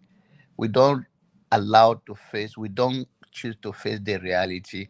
And it's okay. If it is your religion, fine. If it is your tradition, follow it. It is your own way of life that you have chosen. Respect that. That is it. I believe that I'm from polygamous home. My step one of my stepmother was introduced to my father, according to the story, by my mom, because the man is interested in having more kids and going out, and my mom, she don't want to go beyond that, even though we are seven. So it worked for them. I always tell people I'm from a big family, and all my uncles and everybody have the same thing, and it's for many reasons in those days, and it can be applicable to today. It's for it's for farming in those days. It's for fight. It has so many things that my dad told me that led them doing that, and from my grandfather. And today, my big brother, of course, all of us in my family, we all marry one wife because we have so many of the children in the family already. So that mentality, it doesn't bug me, even though I don't want to practice polygamy, but I never see a polygamy as an issue, and it's not something that I want to ever be do, because sometimes people do not even have the grace to deal with it. And I have seen a home that is more calm. My home, everybody love my dad more than we all love our mom. In most cases, women men towards tend to love their mother, and the ladies love their dad. But I've seen in my own household, none of my father's kids that don't love more than their mom. Okay. And Jonathan, sorry. Okay, sorry. Round up. Sorry, go apologize. Go ahead. ahead. No, it's all No, right. no, you go ahead. No, go ahead. So in the case of polygamy, I'm from, and we are more than 70 in number. I think we have lost maybe one person. Yeah. So to me, it worked for my dad. Uncle Jalaba, can I ask you a question while you're wrapping up with your question? When you find out and you do a DNA and you find out a child is not yours, what is your opinion on what happens to the child? That's my question. Thank you, sir. If I find there's a different tradition say that if any child that your wife is still with you and you have from outside, is still your child. That is a tradition. But then personally, if I have lived with that child all my life, and I cannot, if I can't handle it, we can divorce. But if I can handle it, fine. I will tell my wife, whatever, we move on. We're going to die one day. I've invested in him, have invested in me, or him or her. I will deal with it in my own way. But if you cannot deal with it, let go. All right. Thank you. Madam Luke, are you there? Madam Luke, are you there? Okay, Madam Yeah. Luke is not there. Okay. I have to switch. I have to switch from one screen to the other. All right, we forgive you. But Yes, I'm here. Before Yes, I was on the come chat to section, you. so I have to quickly switch to the. Okay. Yes. Adama made Electricity, could you reference please permit me? Let me greet Madam Luke. She's one of All the right, go women in ahead. this segment that comes to support me and Tope. And I know Tope is on the background listening. Madam Luke, shout out to you. Yes, I love ma'am. you. Yes. I love you too. Thank you. Shout out to you, Mazi Prince. I loved all the men too. Oh. Before they say that man doesn't love men. I love men too. Oh, Bikono. I No, we love need men. more women. We need more women Yes. here. We just need one woman on this platform. You guys are suffocating us. Amen. And people like Adama and Madam Luke, we will speak up whether you like it or not. Amen. All right, thank you. Before Adama reference to women that has opinions, strong women and successful women, our men find them threatening. We've seen it on this platform and we see it in real life. That will be what we will discuss next. I'm going to shed more light on it. But you said something, Madam, look on the comment section, which I find a little bit confusing. If you can shed more light on it, you said, Atadama, the stigma is real. Only the church and prayer will work. Is that a sense of humor or is it for real, please? It's for real. Could you expatiate further on that, please, if you don't mind? Yes, talking with what Sister Dama just said, how many people go to the hospitals? Everything is spiritual. Instead of them to take care of themselves, they will go spiritual. They have prostate, they go spiritual. They have fibroids, they go spiritual. Meanwhile, the problem just keeps festering because it's either they lack the economic willpower to go to the hospital and get checked, or they're just stuck in their ways and they want to just, sweep things under the rug. Like when that man died, Junior Pope or Pope Junior, rather than take him to the nearest hospital, they were busy taking him to the riverside to appease the gods. Hey, madam, look, please don't get me started now. Biko Kwana. They were busy doing this thing and filming him. They saying that is the diabala of the ocean that is making him not do this thing. Can you imagine? No EMT, this thing, nothing. He has no life vest. Not simple CPR. CPR, they could not. They were busy photographing him. Getting water out of his lungs. So you see, I will always say this. I don't know what kind of people we are, and if we're just surviving by just divine mercy. And we will come back to this topic. Yes, only the church will do, and that is why you have the spiritual leaders, or whatever they call themselves, keep milking people with miracles upon miracles that never even happen. Here, how many people spend time going to the church to go and pray for healing? At the time you have a headache, you're having telemedicine, your doctor is calling you, you're going through your report, you're doing what they need to do. They're troubleshooting until they can get to the problem. So coming back to this, polygamy is good for people who agree to be polygamists. It's not for everybody. Whether one man is 1 to 50 or me, I like the recycling business. You see me, so I like to recycle my men. The one that I have tested. Look, are you sure you want to say that in their life? Yes, But I know you on the personal level. Go ahead. I respect you. You don't care. You're that age. You I don't care. care. I don't care. Yes, I know you. Go ahead.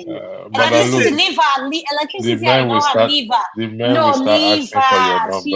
It lets her and she can handle them. No, listen. I said I recycle my men. It means if I have not okafored you before, you can't come here.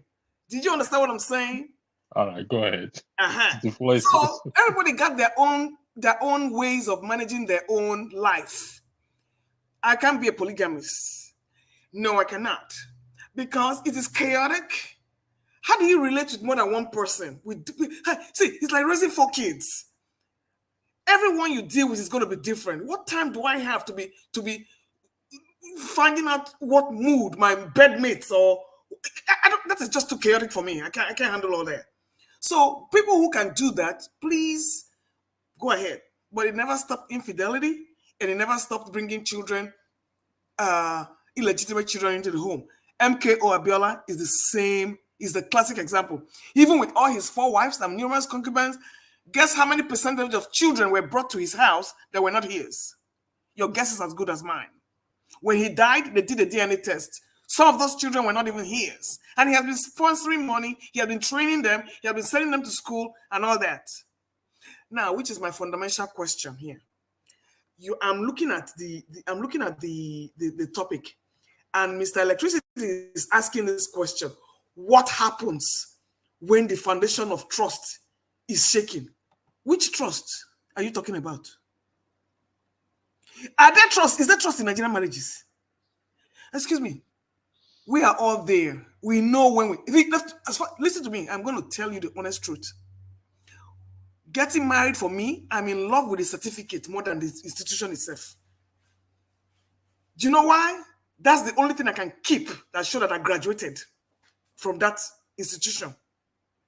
Whatever goes on in there, on a wash. There are not many Nigerian marriages I can look at and say envy. Most of them were based on mistrust and deception. So which foundation of trust are we talking about here, Mr. Electricity? We have a pastor. I'm not going to mention names because I don't want his followers to come and start gunning me down on the comment section. This man is a philanderer. And when you look at his home, it is blessed with so many children. the wife will even come and support him. So what type of trust are you talking about is my question. Does the fact that you're in a monogamous relationship endure trust? So is trust an aspect of the relationship based on marriage or infidelity? Or do you have other areas that I can't trust you with? What if you're a thief? So you need to clarify what that trust, basis of trust is, because if we were to go by 90% of Nigerian marriages, there were no trust in the first place. So as a result of that, anything can go. Anything goes. Thank you, Madam Luke. That is a $1 million question you just asked me. Can I say something then go? I'm teaching early tomorrow morning. Okay, make it snappy. No, who is that speaking? Is that Augustine? Greetings. Yeah, Augustine. Can I go? I may be wrong. Augustine, is that you? Can you respond if you hear me? Yes, it's me. It's Augustine. Okay, greetings, Dede. Go ahead. You can make your destiny. This is our segment. For those that don't know, this is the segment of Adama and Tokwe O, including electricity. So let's make it clear. So you guys will not think it's your regular.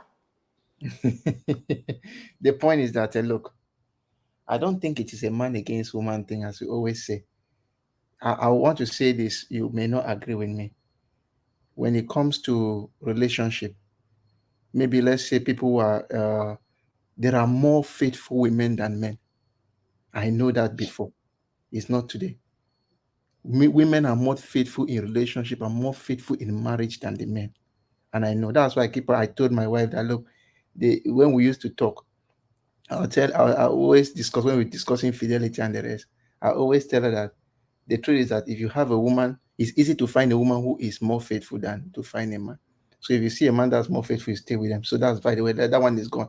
But there's something I wanted to talk about strong women. So you mentioned strong women who have a career, have this, that men are afraid of them. I laugh because if I see such men who are afraid of such women, I just cry for them because Austin, I think you've been away for a long time. I don't know will agree with me on this platform. Yeah. So, in respect to that, but go ahead. So the point is that I don't feel that you should deprive a woman of wealth, money, or working for her to be under your roof or for her to be under your control. For me, I always tell my wife, that, look, if I had a way of making you extremely rich, I could have made you extremely rich and wealthy before I got married to you, so that I know whether this love will love me in real or not. And she always laugh over it and tell me that, okay, she likes me or she loves me and the rest. So I don't think that a man depriving a woman of financial strength just because you want to control the person makes sense for me. It doesn't make sense because that woman somehow, if she ends up getting the money, she will still misbehave. And that is just the whole thing. So that is just the part I want to stand here, that most of the time men don't deprive your wives of getting following her dreams or getting what she wants to get, because if you hold her down for some time, one day if she gets the opportunity, she will still get the thing and will still go. I don't believe in waiting for things to happen before you know the next thing to do. No, give the person all the resources he wants. If the person still stays there, it's meant for you. I want to talk the last part personally to me. I want to talk with what Madam Luke said. Those of us in the sciences, especially those who study the mathematics, will say if one particular rule or one particular example does not obey a rule, then that rule is not correct. Even if 99% of something obey a rule and one does not obey it, that rule is wrong.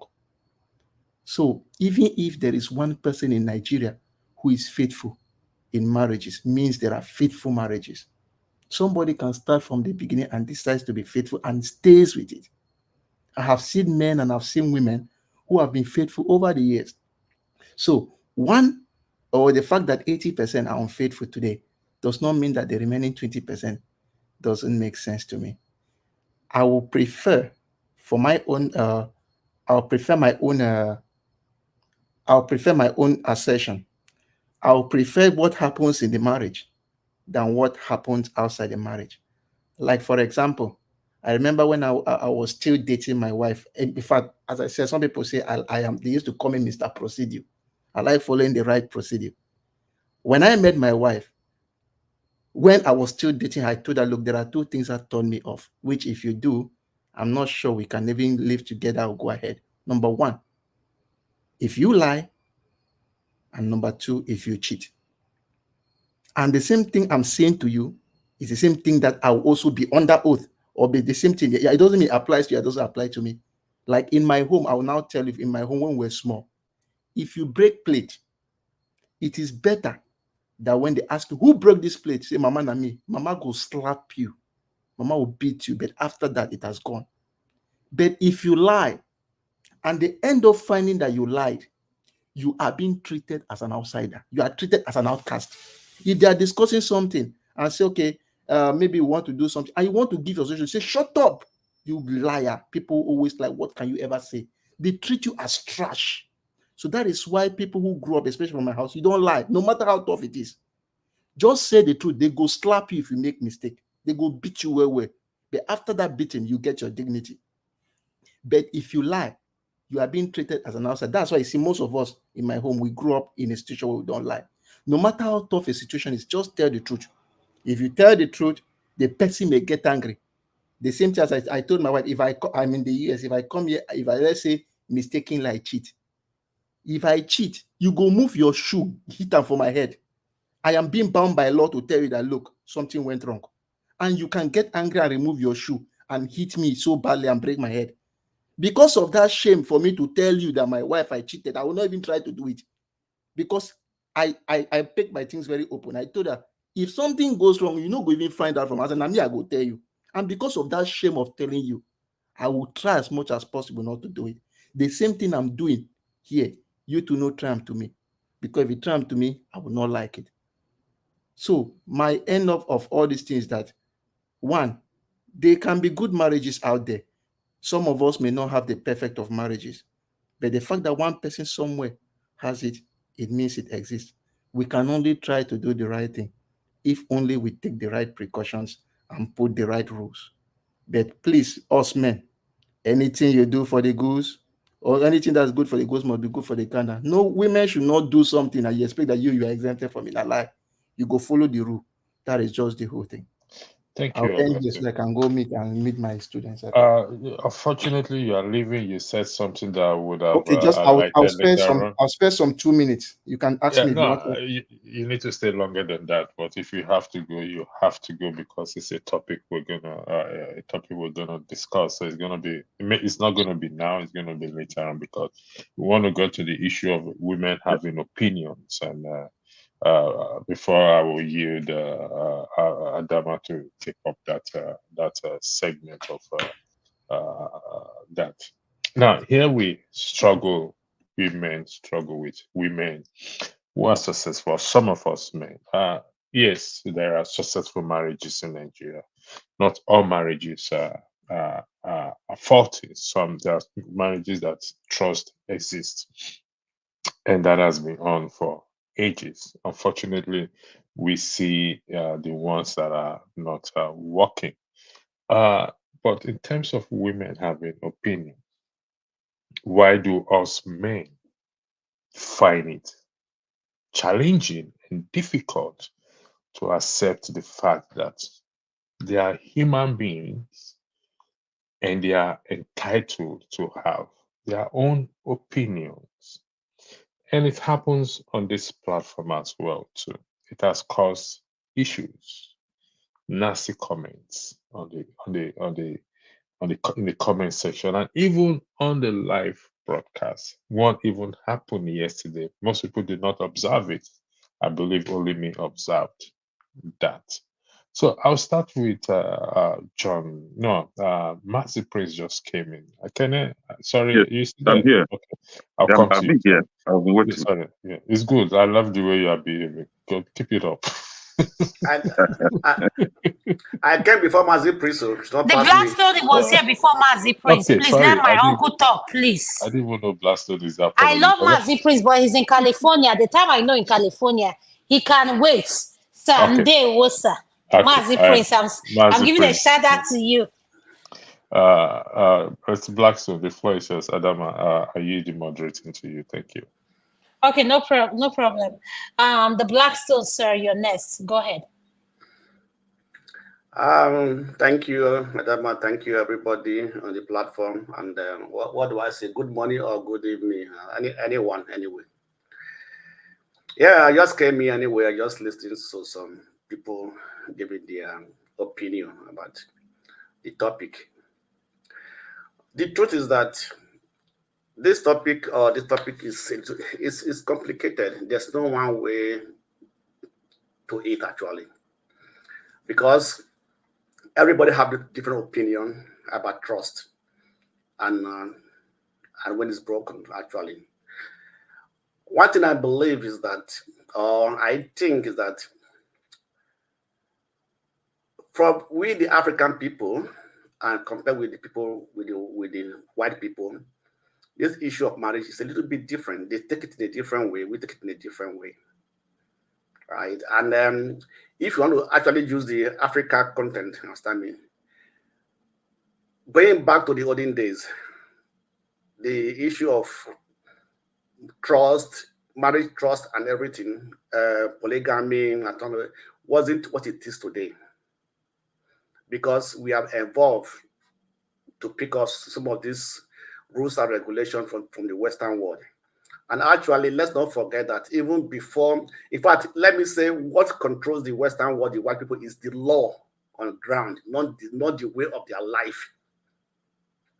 There are some countries that says you must marry one wife. You cannot have two wives. If you want to have two wives, you must have to divorce one and marry another one. There are some countries says it's difficult for you to divorce, and so on and so forth. So it is the law. So in Africa, in Nigeria, do we have that law that protects the marriage, protect the women, right? For example, I live in a country where if you are a married person and your wife has a child for another man, the law says you that is married to is the father of that child. That is the law. Except both of you have to divorce. You can go and do DNA tests, do anything. As long as you and that woman is married, the husband of that woman is the father of that child. That's the law. So what do you say about that? You know, so I believe that trust is very important in a relationship, right? And also the law, does the law protect the relationship? Because where there's no law, there's going to be anarchy. So that is why we have different laws. Marriage laws are there to protect the marriage, to protect the woman, also protect the man, right? So when you come to trust, when trust is broken, it's broken. It depends on individuals anyway. So people might take it that in a different form, but take it in a different form. But one thing we have to know, just like Augustine said, the upbringing of a man matters a lot. Matters a lot. So the character of a man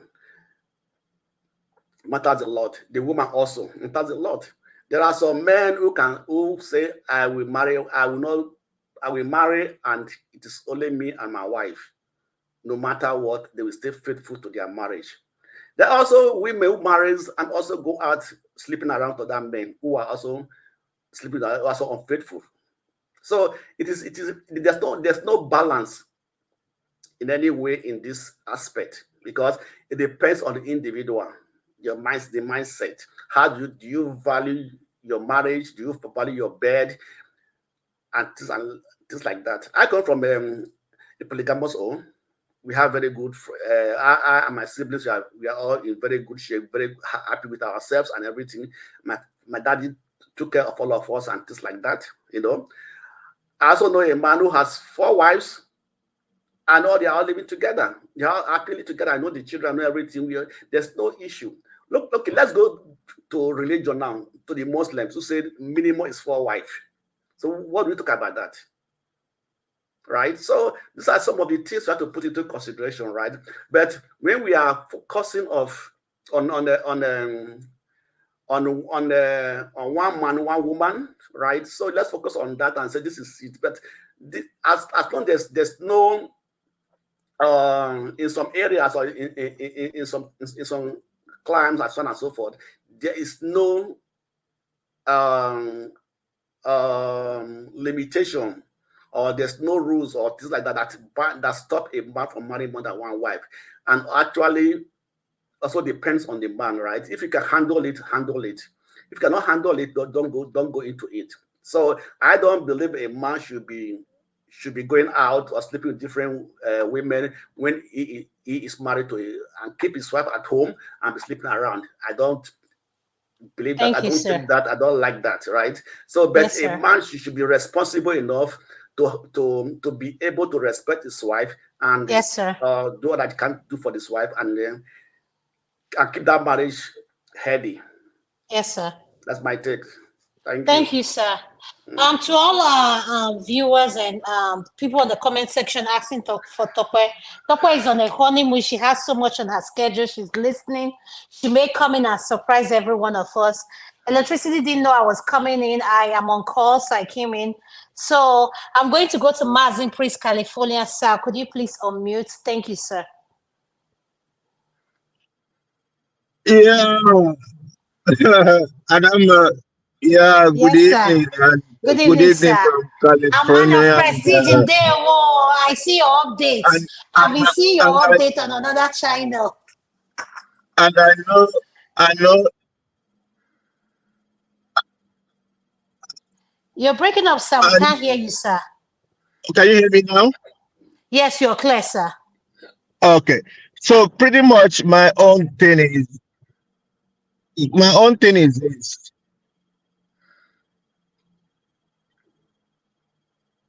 Oh, we can't hear you, sir. We can't hear you. I think you're breaking up. Your network, wherever, is bouncing off from the tower. Are you driving? I don't know. It's bouncing off. No, go ahead, speak. Let me. I'm not driving, but what happened is that I think I'm having the vehicle. I've tried to put it. I don't know what's going on. Okay, hold on 1 second. If you're not speaking, could we have all our panelists that is not speaking mute, please? Thank you. I'll mute myself. Can you hear me, sir? Yeah. Go ahead. We can hear you now, sir. Good. Better. Because I was kind of hearing myself again and all that. So, a quick thing about this is this. Let me start with the DNA.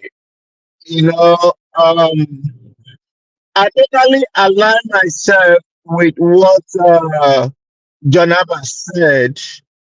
However, I also, try to follow what Blackstone also said. It's much more of this. For me, it's all about discipline, communication, and commitment. When I say discipline, I mean we all talked about a man. If you are to do one man, one woman, fine. If you are to go into polygamous, I don't have anything against that. However, if you're capable of doing it, then do it. I know in Islam it says that you can marry if you can treat your wives equal. Then marry. Marry as much as you want. If you can do that and you're able to do it financially, you're able to do it physically, then it's all good. You could do whatever, When I said physically, I think I mean emotionally, whatever it is. You can, if you want 20, go for it. You see, this whole thing, it also boils down to a man calculating. When you meet, assuming your wife, let's say you and your wife, you have a plan of making a baby. It's a simple thing. Do your calculations. If it's not clear, especially when it is that you live abroad and then your wife is in Nigeria, then try as much as possible to make it when she's about to give birth to the baby. Make it there. And when you get there, you can see things for yourself. An important thing in a child's life is the father signing the birth certificate. Make sure you sign that birth certificate and do something. From there, you'll be able to see, get things done. I like the way they do it over here. I like the fact that here, once your wife gets into prenatal, they engage the men. They engage the men, and if possible, they do tests. They will even tell you from the beginning if it's your child or not your child. You know. But in a situation whereby it gets to a point where the child is already here, oh my God, I disagree. I disagree with the fact when some people say, "Oh, it's a pastor." But if that pastor is the one sleeping with your wife, what is that? The only thing I ask for is empathy.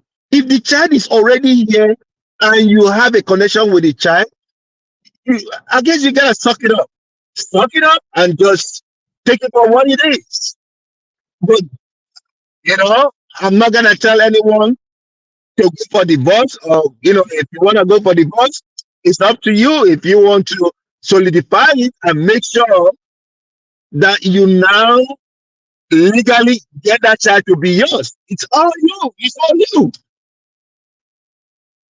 At the same time, my question to you, sir, is if you're in a marriage and you find out that the child you're fathering is not yours, do you keep fathering the child financially, or do you break off from the marriage and tell the child, I'm not your father? That's the question to all our panelists. That's what I'm saying. I'm not gonna tell anyone what they're gonna do. However, if you have a connection with the child, that's an innocent child. That's an innocent child. My heart goes out to the child. But at the same time, too, let me say this. Our men are fond of not testing themselves. Most men have diabetes. They will not check themselves. Most men have low sperm count. They will not check, they don't know. All those things, make sure you check yourself before you apportion blame. Check yourself. But like I said, love the innocent child, no matter what it is. If I am to be in that position, thank God I am not, and I'm not gonna be. I think I'm okay with what I got. I'm okay. I'm sealed up. I'm all good. But I will love the child, and I will definitely support the child. And that's all I agree with you. Thank you so much. Thank you. Huh? Can I come in on this? I think I differ. Okay, I'll just give you 1 minute because man of prestige just came in. I can have 1 minute. I'm timing you. If God forbid, but if your partner decide to sleep with another man, only God knows the reason, and if you're sure that you are not the reason why she did that, I think when you find out that the child is not yours, she has to be forced to tell who the father is. I cannot be happy knowing that this child is not mine, that this child has a biological father, and I decide to keep someone else's child. She has to go, get the father, and leave my house. Okay, thank you, Ekene. I appreciate what you said. Man of prestige, could you pick up from where Mazi Prince spoke? And could you please unmute, sir? Welcome to the show, sir. Thank you, sir. Yeah, what's the topic again? I mean, I know the narrative. We're talking about DNA. We are talking about DNA. How 4 in 1 when they do a DNA for kids that are coming into the diaspora. You know, I don't know about Europe, but I know the United States. You know how you're trying to marry women from back home, and you pregnant the person, and you want to bring the child and the mother to the diaspora. Come to find out the child is not yours. Why the need of DNA in the African setting? So the only question I have about that, I was busy when this thing was going on, is we're talking in the African setting where we don't talk about DNA, you believe whatever. Now, how about we living here in the diaspora? Can you imagine a lot of the men fathering children that are not theirs? And they go by the look and the behavior. They say, this is my child. So, man of prestige, please take over, sir. Yeah, thank you. Thank you very much, everybody. Sorry, my voice, the weather is a little bit. Yeah, it's the weather. It's the weather. What I've been seeing you doing lately is the weather. Yeah. Before I proceed, I just want to hold on, let me get some water.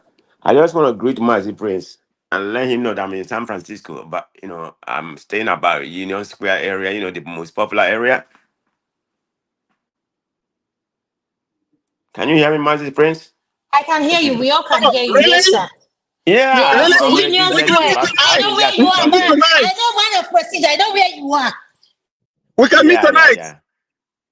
Yeah, that's right. But I'm just going Okay, to tell you that I'm on. I'll leave my phone number. I'll leave my phone number on the comment section on the private chat. Mazi Prince, can I say something to you? Okay, Don't leave your phone I number. will Just do that. leave your email or your social media. That way you can change it. Because I send a phone number again. And then I copy number the arena na comment section. Because thank you, sir.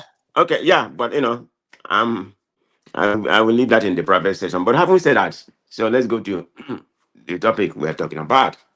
So, yeah, I mean, this is something very common in Nigeria, and you can understand the genesis of where this common. I can bet you from what's been happening in Nigeria recently, um, maybe about half of the two parents doesn't know, that there's a lot of that people they have child or everywhere. I mean, child somewhere or whatever. That's what happened. I mean, where does this begin? Remember, a long time ago, the way the Nigerian system is or the Nigerian culture is, men are, many can go outside, they can go outside and do whatever they want to do with other people, but you will never find out. But recently, it has been a recent development in Nigeria about this DNA something, which is something should be nationalized.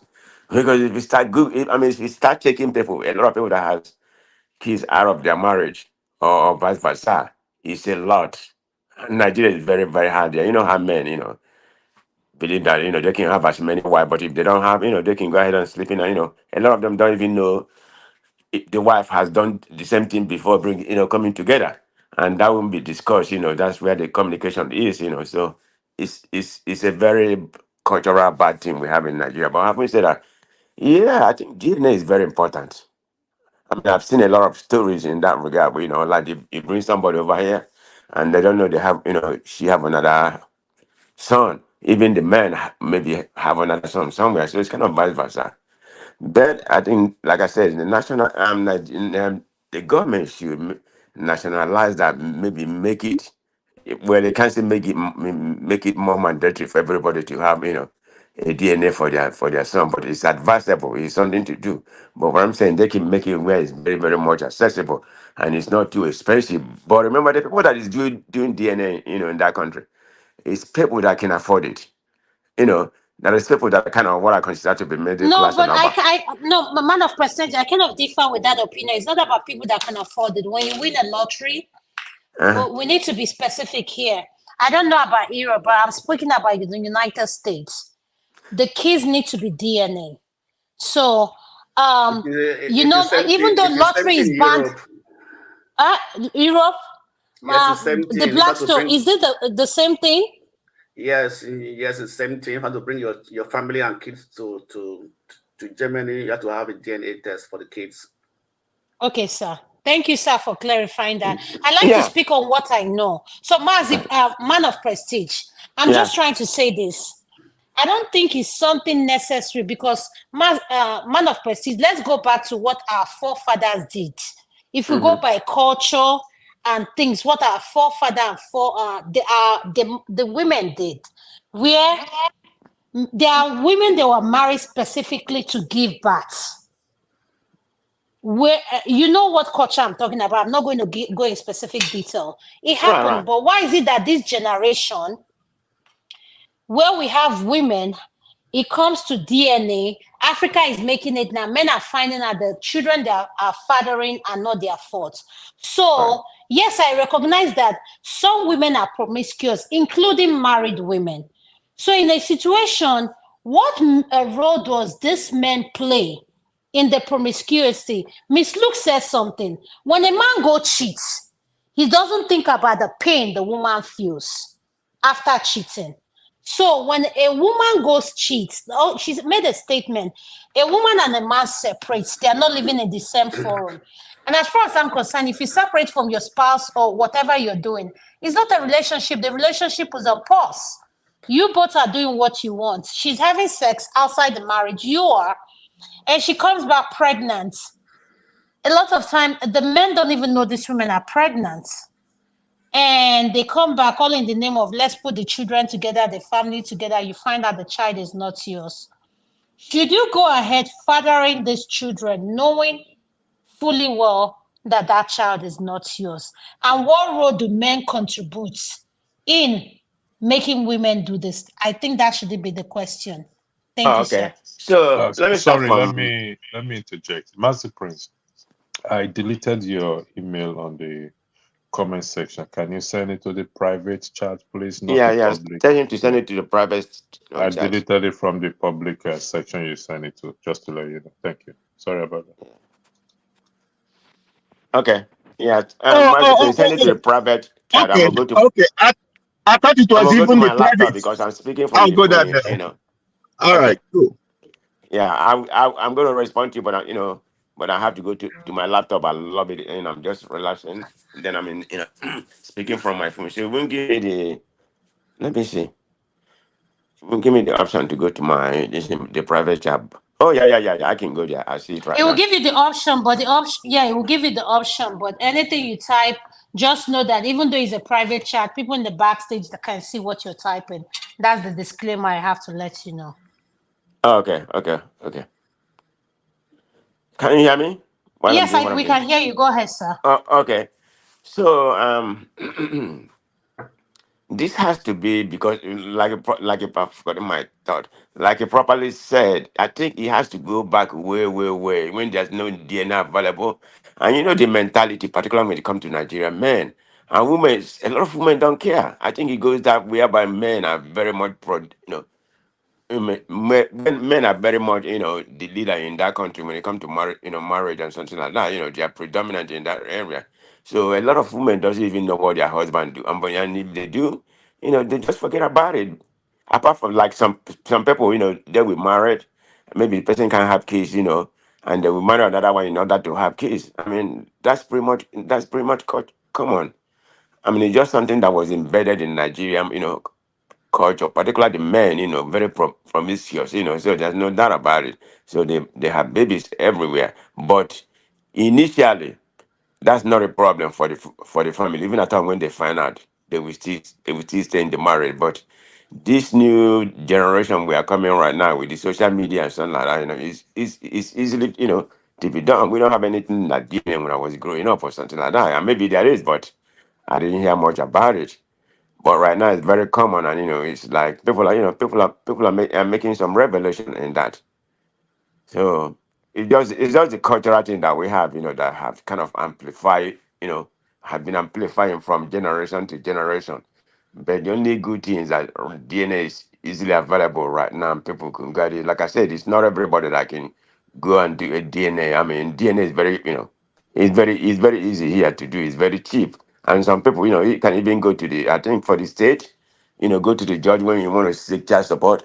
They will gladly do it for you free. I mean, there's a places in there, and I'm not. You can do it freely, but it's something that is definitely important. If we can do it, yeah. Sorry for Thank my you. voice. Sorry for No, my that's voice. Kind okay. of again. I'm just. That's okay, man of prestige.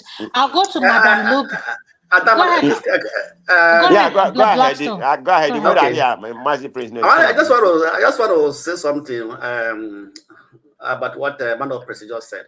This issue of DNA or putting, it's not only in Nigeria. This happens actually, right? It also happens in the Western world. Like when the government wanted to make a DNA compulsory, right? But the women in Germany came out and rejected it, right? And there was an article some few years back a very lengthy article that says that that most of the children are being fathered by men are not even their children, right? So how do we handle that? Or what do we say to that? So sometimes we try to put everything up on Nigerians understanding. I know Nigeria is very porous in many things. You know, we don't take things to be serious because there's no law protecting these things and everything. So, but in a country where there are laws protecting these things, it still does happen. You know, like what the article said that most boss sleep with their secretary in the office. That's where the women seems to have children. Since they get pregnant and they carry the children and give it to their husband, and nobody doesn't even know who's the father, right? So, but except maybe there's a misunderstanding that they go for DNA. So normally nobody goes for DNA because they want to go and test if the child is yours or not. Except there's a big misunderstanding within the family, then they can go for DNA. But it's quite known in Germany that most of the children do not belong to the man who they claim to be their father. But the law protect the children, protect the women, and force the man to be a father to that child. So this is a Western world. So it happens everywhere. Okay, thank you. Thank you, sir. Can we go to Madam Luke? Then I'll have electricity throw the wrench, or he said he had to change the subject. Then we talk about the last subject, and that's it. Madam Luke, you're next. Thank you. What tangent are we going on now? People have talked about the reliance of DNA paternity tests. I mean, if you feel that there's an error, do 1 or 2 or 3. So just to make sure you have an average of how reliable it is, because yes, sometimes things happen and you don't really get the best results. But if you're in doubt, go ahead and repeat it. If the first one comes negative, then go ahead. If it's positive, don't be so eager to jubilate. Get a second opinion so that way you can have a peace of mind. Yes, Ms. Adama, you said it. This matter of infidelity or whatever, like I said, Nigerians have very fluid marriages. Sometimes people are absent from their homes for a long time, especially if you're Nigerian, you have these Abuja, Lagos marriages. You are working in the city, your family is in another place, then once in a while, it takes you 3 months for you to go from Maiduguri to go back to Lagos. So you see, what you don't have continuity with, you're bound to have risks. You're going to take risks. So once you're not there and you don't feel like you have that connection anymore, that's like a temporary separation. Sometimes the woman packs out of the house, decides to go leave, do her own thing. The man, does his own thing. Then all of a sudden they decide they want to come back. Guess what? The times that you guys have been having those relationships, I'm so happy men don't get pregnant, because like I said, if men got pregnant, they'll be worse than females. They will be having children like every 6 months. But because women are the only ones who can bear that burden, I wouldn't say burden in a bad sense, meaning they're the ones that have to be reproductively relevant to be able to carry children to term.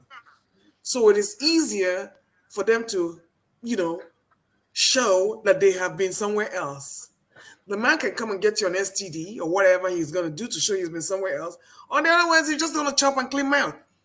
When they come together, they don't ask the pertinent questions. So have you been with anybody? Has this been... They don't sit down and reconnect. They just continue like people who woke up from a bad dream and they rub their eyes and go to the kitchen and start eating. They don't reconnect, but they just like think that, oh, for convenience sake, either for financial difficulty or for some, maybe they've tested the grass outside and it's not, they found out that it was green, all right, but they ended up in a swamp, in a green swamp. So they come back and appreciate their spouse and are too happy to run into each other's arms without asking the pertinent questions. Now you know that when you come back, the first thing you do is to take your wife to go and do a pregnancy test. Don't expect her to have closed her legs. Yes, somebody was saying they're faithful marriages, but that's not the point. We're not interested in how many marriages have been faithful or not. The question is that a large number of illegitimate children being born to families. And it's not going to stop because our habits are not going to change. We're still going to be nomadic in our relationships. When you don't like it, you pack your load, you go and live somewhere else, start a new relationship, end that one, come back, reconnect, because we're just nomads. Emotionally, we are nomads. Maritally, we are nomads. We don't give ourselves any break into relationship. We just like jump onto the next one and continue. And then you come back and think that everything's going to be the same. Now, those ones who are in the house, regardless of what they do, they're still going to go out. Because most women and most men, they keep multiple relationships. Even in marriages. So can these things be avoided? No, because our habits are not going to change. We are normally restless people. What we don't have in the house is what we're going to, our eyes are always outside looking for something better. We're always shopping.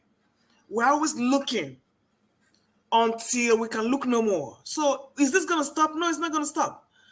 And it's left to the men to be able to show how they're going to address this. And it says something very important about a culture that says that once a woman gives birth or has a child, as long as you're married, it's your child. Well, yeah, hello. Do you think the people who did that rule did not know that women brought illegitimate children into the house? So they used that to cover it up. So guess what? Women are at liberty to go out and have children and bring into the home, because we have cultures like this that say, if you bring a pregnancy into your home, it's automatically your husband's. So guess what? Why are you complaining? So whatever you see, you take it, because it is wide there open, and it's very, very specifically, it has been made clear that even if the child is not yours, as long as it's conceived in the marriage, it becomes yours. So have that at the back of your mind, that you may be a victim to this, but I wouldn't say you're a victim, because I will bet you 50-50 the man was cheating too. Unfortunately, pregnancy is a woman's cross to carry. Does that make it right? No, it doesn't. But guess what? It is the standard you've set for your relationships, where anything goes. So I check it the way it is. It's either you adopt, get the shrink, and you get the right therapy and get through the marriage, or you get out of the marriage and go. It doesn't mean the hurt is never going to go. You will carry that hurt till you die. So whether you stay or you leave, the hurt is never going to go away. So how you deal with it is going to be your burden. Thank you. Thank you so much, Ma. I'm going to go to Ekene. Ekene, you're next. Did you change the topic? Sorry. The top. Let's change it from electricity. What was the range you said you wanted to throw in before Ekene speaks? No, let him go first. I'm typing it out. Sorry about that. Let him go, then I'll throw it in. Okay. So what I want to add to this is, I think Madam Luke just said eventually everything that we need to know in this issue. But what I'm saying in essence is, DNA, as we all have agreed, there could be mistake. Yes, there could be.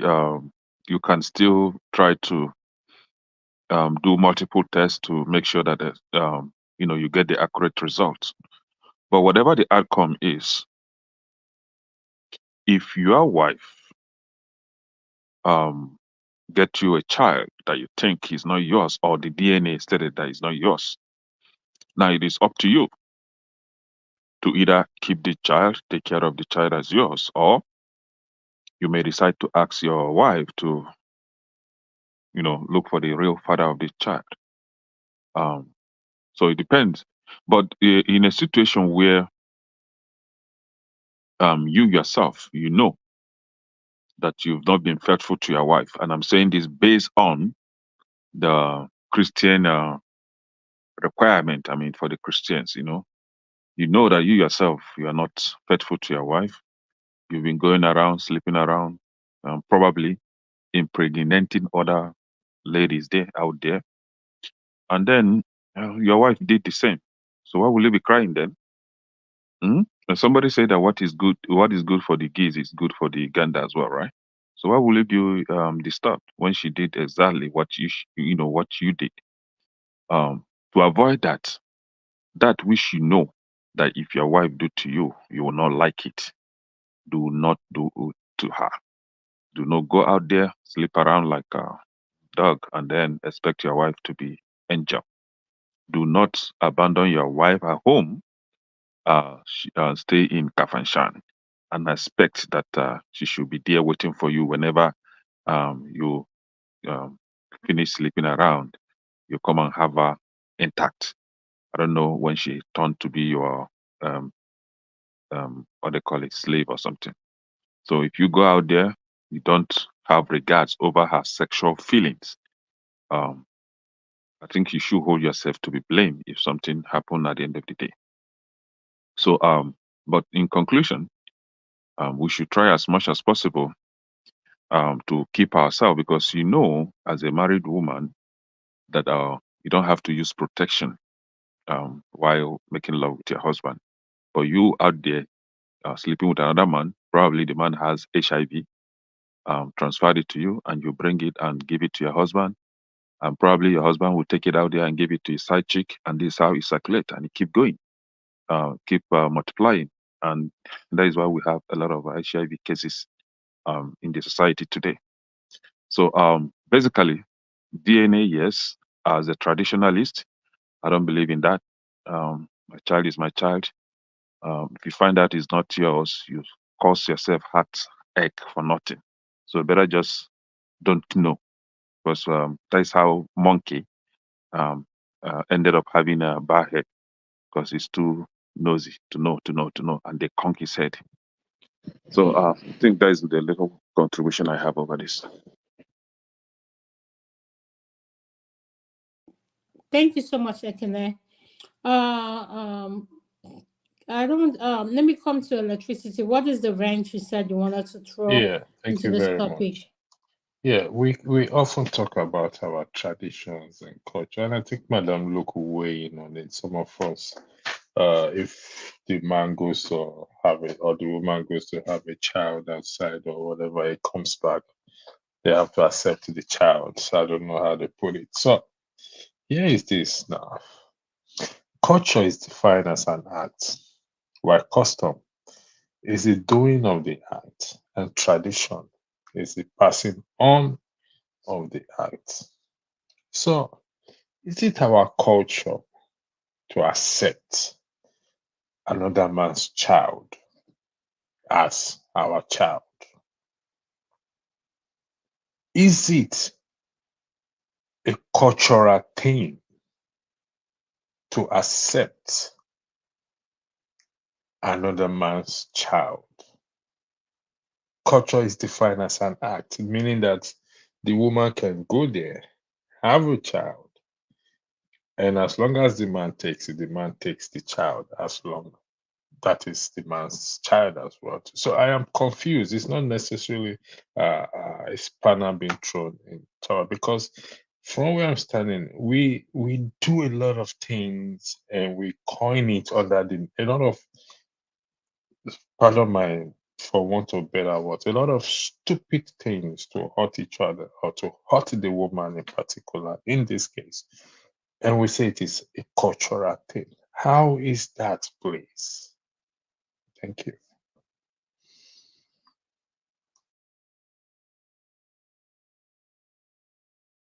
Are you saying something? What did you say? Say that again. If you look at what I posted on the screen there, Okay. culture is defined as an act, while custom is the doing of the act. and tradition is the passing on of the act. There's been an argument that, oh, it is our culture. Oh, this thing is our culture. How is me accepting another man's child when it's not my child has to be a cultural thing? Can somebody help me out? Okay, to all the panelists, Electricity just put out something. How is it that he has to accept another man's child when it's not a cultural thing? Am I making your statement clear, Electricity? Yes, please. So the question I'm asking it now is, we have shifted. Are you shifting from it's not the woman's fault? I just want to know where you are. Where I am standing, is it in terms of a woman going out to have a child, infidelity, cheating on the man? I stated earlier. No, Electricity. I want you to incorporate where you start in terms of the facility and this wrench you threw. Why you threw that wrench? That's the thing I'm asking for, sir. The reason why I threw in the wrenches, we do a lot of things and hide under this umbrella of it is our culture. It's my culture. It's my culture to take 10 wives. It's my culture to beat a woman. It's my culture to do this. How is it our culture? How has it become how has cheating, infidelity from the man in particular is a cultural thing? Can I come in? Yeah, no, I think are we trying to mix up culture and tradition Mr. here? Electricity, I think you got off track. Remember when we were doing the wrenches, we now said the first thing that we need to do is to make sure that the mother is also the mother of that child. Yeah. That would eliminate the fact if the babies were switched or if there was a conscious collusion. Because you cannot just assume that the lady was unfaithful. Correct. We can't just assume that 1 in 4, the child may not be for the man, but is it also for the woman? What I'm trying to say is this. I think you reference a cultural thing. Can I also reference a cultural thing here? I think we're trying to justify the woman bringing in, or you once you marry her, the child is your child, whether you are the one that impregnated the woman or not. That's the point I was trying to say. How does that constitute as a cultural thing? Why must I accept the child in the name of culture? But that is what the Igbo people do. That's what Igbo culture does. Can I come in here? Okay, hold on. Can we hold on, please? It depends on the tradition that we're talking about. Please wait. Can you please wait? Okay. Electricity, have you finished with your comments? Yeah, I finished. I hope. Okay, I'm going to go this way. We're going to start by Madam Luke. Then after Madam Luke, we'll go to Ekene. Thank you. Yes, there are certain cultures, even here, when a woman gives birth in America, and you normally sign the birth certificate, whether it's your child or not, you are going to be responsible for that child. That is their own culture. Because they do not feel a child should pay the price for the mistakes of selfish adults. And the same way with the Igbo tribe. For some reason, some parts of the Igbo tribe, I must say not all, they said any child you bring into the home is your child. Because they know a lot of men go and bring children from outside and bring it home and they expect the woman to take it. Because it's their culture. Well, it goes both ways. If a woman brings a child into the house, it's your child. Because it's our culture. You see what I'm saying?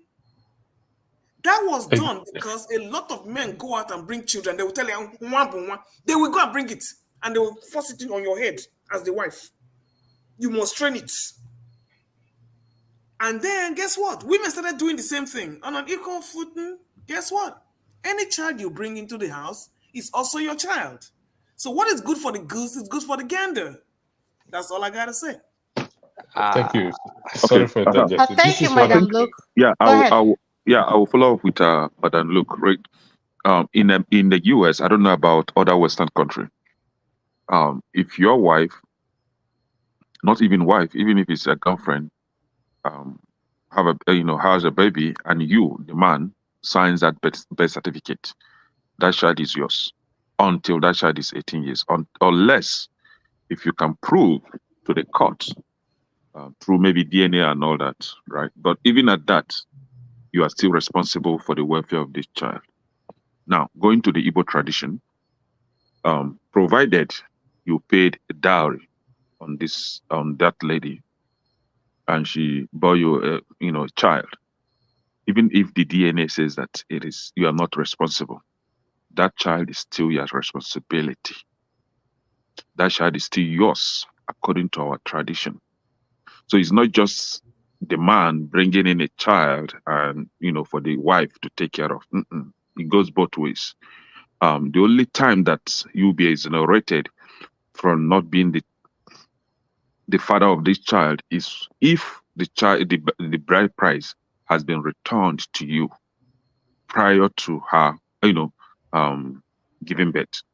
But if the bride price is yet to be returned to you and she gave birth in your house, even if she's in her father's house, even if you've separated and she gives birth, and that bride price hasn't been returned to you, and she happens to have 20 children in her father's house, those 20 children are yours. They'll still come back to you. They're your children. You take care of them. So that is our tradition. So I don't know why it will become a conflict that you're the man, you can bring in a child for your wife to take care of, according to them, unwa bunwa. If your wife brings a child too, unwa bunwa as well. So it goes both ways. But what I'm trying to differentiate is what the tradition says from what we assume to be a tradition. So there's no assumption in this. The bride price defines the paternity when it comes to Igbo tradition. Thank you so much, Ekene. Andrew, could you? Oh, Augustine. Augustine, go ahead. You can speak, sir. Sorry. I always say that customs and tradition laws depend on the particular era. There was a time where, if you check very well, there are some traditions I used to hold in those days. Not even that, if you check even the 15th, 16th, 17th century, like sometime there are some cultures where they used to have early childhood marriage, but recently, or maybe in the modern time, they have been cancelled. So what is right? Even like in the Roman days, they used to have gladiators. It was legal, but now they don't have those things. So I think that when we talk of this culture, it depends on the date and the time. Even this culture, we are talking the Igbo traditions. The present tradition we have today, if you check very well, it has been mutilated a little bit from the ones we used to have in those days. Why am I saying all these things? The ones which are good and beautiful and nice, most of the time, as time passes, it is being retained. But the ones which are not good, they are being removed. I am trying to go towards electricity's part where we should not use custom and tradition for bad behavior. You don't hide under custom and tradition because you want to have a bad behavior. When it favors you, okay, we like it. If it doesn't favor me, then we don't like it. But if you want to we just want to face the custom and tradition. I'll speak from the Igbo perspective. I'm an Igbo man. If you get married, as Kenneth said, if the bride price is not returned to you, the children are yours. The same how if I as a young man, maybe I'm not married, and I get a girl pregnant and I don't pay the bride price, my child belongs to the girl's father. So those things were being made. I don't know. I'm just now trying to inference, they were being made to protect the women because they knew that somehow the Igbo tradition favors the men. So wanted to protect the women. That's what I'm just thinking. It's my inference. I'm not saying that's how it is, but that's what I feel, that they were made to protect the women so that they have at least a little bit of say in what happens to an extent. So that if I want to take advantage of, if I want to get to know a lady, I should come and tell the parents, then get married legally to that person. And when she comes to me, then I'm in charge of the home that we are going to lead. But that is not an excuse for us to take the tradition to misbehave. Why I'm saying this because I have been the secretary of my Umuna meeting. So I know what happens there. When those old men are talking political talk left and right, I know I've been there. So I know the thing. Whenever something happens, a man cheats, we have the old men who always say, happy or unworking. But if the woman does something, we will shout, hello. And that's one thing I used to criticize whenever I'm in that meeting. I would say that you are my brother. Yes. Even though you are my brother, if you are going to cheat, we should not say, oh, okay. You should take care of your house. If you know, according to Igbo tradition, you can marry many wives. So if you want to go and marry many wives and you and your wife say you want to marry, go and do it legally, not hiding from somebody's back and entry. There is in that case with electricity question, I want to say that for me, what we are going to accept depends on the era. But for now, we are going to say is culture and we obey the culture. But the last thing I'm going to say is that we should not stay under custom and tradition to do something bad. We should not stay under that. If you know that something they do it to you to affect you, you'll be angry. Don't do it to another person. And there's one part of the question where my sister always asks Adanma, always asks that. I think most people have asked who have been put on the spot have not answered that question. If you have a child where maybe in your home they come and say, this child you have been looking at, maybe, let me say at birth, let's not say it's grown, at birth, this child DNA test shows that it's not your child. We repeat it again the second time because I like to be sure. Repeat it second, repeat it the third, it's not your child. Are you going to stay with that child? Let me put myself on the spot because I like it case. If it is now, what happens? For me, to be honest with you, I would send that child to, or find the father, I'll send the child to the father. Why am I saying so? I like connecting with the child. This is my child. And I connect with you in such a way that even when a child is still small, there are some things I do to I want to do to my children, or I know I do to children, which the child connects with me. And I'm afraid of two things. Number one, the child becomes so connected only to reach 20 years, 25 years, and somehow you are not the child finds out you are not the father, and the child becomes so unhappy and start feeling bad. That's the first thing. The second thing, especially the one we see in this part of the world, the United States, you correct a child that please don't do this kind of thing. The next thing you hear is that, who are you to talk to me? You are not my father. I've heard that thing most times in the US. You are not even my father, you're just my stepfather. So that is why for me, I'll tell the woman, find the father. You need to go give this child to the father. So that by the time I'm telling you, my son, don't smoke, I'm telling you because I'm your father, I did not do it. Or I'm saying that my child, don't drink because I'm telling you, like father, like I did not do it. So that I know that I'm talking to you with example and authority that you are my child. So that is for me, based on that. If the child is not my child, I'm sorry, that child needs to go meet the father so that the father can properly take care of that child and execute his authority to make that child grow well. That is what I think. All right, can I ask a question to the panel real quick? Okay. All right, so Yeah, go ahead. all right, I'm gonna ask the question. First question is to the men. Then the second question is gonna be to the women. Then I'm gonna go from there. How many men on this panel want to raise another man's child? Anybody? It depends on the circumstances. So you said circumstances. So Yeah. that's one circumstances. Anybody else? For me, I don't think I want to raise another person's child. Okay. Was it California? Was it Prince, Miss But Maza? please, I want to say one thing. If a child is adopted and I pick, let's say I get a child from the No, no, uh, that's different. That's different. We yes, different. I can take care of that child. Yeah, that's fine. I mean, because you willingly made that choice. I'm talking about through trickery, basically. I'm No, I will unknowing. not. I will So not. you would say you would not, right? Mhm. What was it? Black Star. What about you?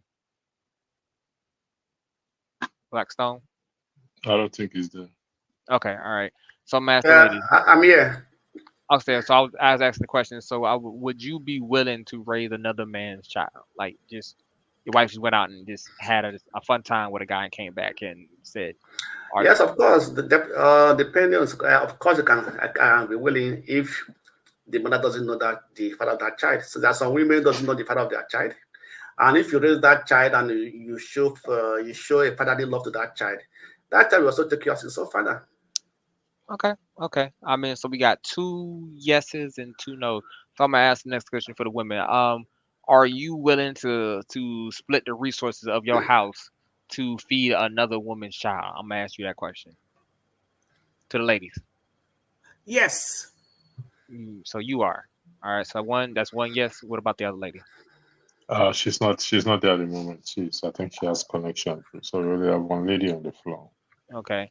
All right. Well, that's what we got 1 yes from the ladies and we got 2 and the men are split down the middle. The reality is this, right? I've studied this shit for about 5 years, man.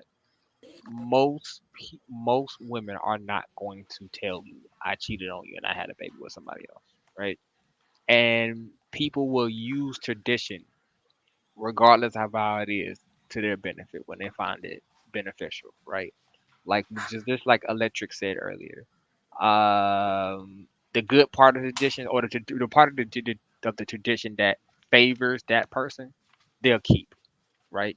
Like in America, the tradition is your father is supposed to pay for the wedding, right?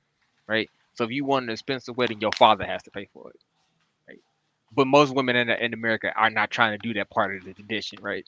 They want the part of the tradition where I get the cake, I get the ice cream, I get I get to go out on the trips, I get to do this, I get to do that. But when it comes to you paying your family's paying for that wedding, they don't want that part of the tradition, right? They like the tradition of the man taking care of them. They love that part, but they don't like the other part. People like to pick and choose what part of tradition that they like to carry or choose to follow when it is convenient. That's what I keep telling people, right? And I don't know if y'all. I'm not trying to be too rude, but my belief. I'm not gonna say belief, but it's a fact of life. But I'm gonna say my belief, right? Most people are as loyal as the options, right? So if a man has options that having 20 wives, he'll have 20 wives. If a man has an option that's to say like he financially can't support, only he gonna have one wife, he'll have one wife.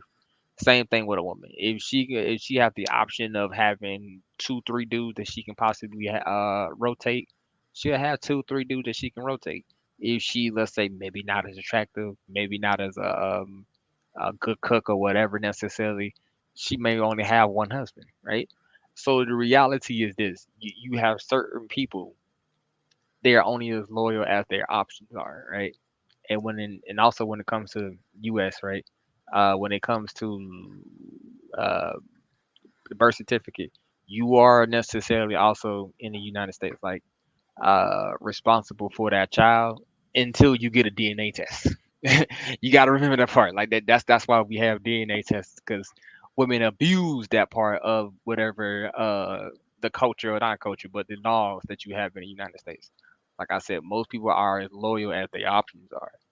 So when you give somebody the new option to do something and get away with it, like if you say, all right, in my tradition, any child that I have, my my husband must take care of it. That's an abusable I don't want custom, and and most people aren't as loyal or as good as they have to be. Not many people are just good by nature. That's what I'm trying to say. Thank you. Dama, the floor is back to you. Quick question. Going for Go ahead, Madam Luke. what Mr. Kenny said. It was very interesting to hear how he kept saying that he would it would be right to send the child to the father. He never said anything what he was going to do with the woman. Are you going to send the woman with the child to the father, or are you sending the child away and keeping the mother? I just wanted a clarification on that. I guess that should be me, right? Yeah, Yes, sir. I think both of them are going to leave my house someday. No, I Yeah. think that the question is directed towards Augustine. Could you please Okay, okay. elaborate? Thank you. Okay, now fine. I I always try to look at myself based on present circumstances because, as I said, the right things depend on the date and the time. But I will talk on based on what I have here. If we know that this child is another person's child, as I said, I will want the child to go meet the father, and I'll need to talk with my wife. If she feels she wants to go with the child as well, then she will need to go with the child. But if she leaves, I'm sorry, she will need to go for a divorce. That's just it. If she wants to say, okay, I'm going with the child and I'll take care of the child with the other person, fine. It's okay. You can go ahead and take it and go with the child. And if you take for a divorce, I'll give you a divorce. And that is just it. I don't know whether I answered your question. I think you did. Um, I mean, for me, I'm gonna say this like I'm the Westerner, so maybe my viewpoint is maybe a little off. But from my understanding, I come from a very scientific culture, right, or place, right. Now I know it's only a certain week out of a month that a woman can get pregnant, 9 times out of 10, right. So that means that woman went to that man understanding at this point in time I can get pregnant. So that was an intentional choice. And how I'm looking at it. That's an intentional choice. So you chose to get pregnant by that man. Then if you chose to be pregnant by that man, you should, as I look at it, you should be with that man.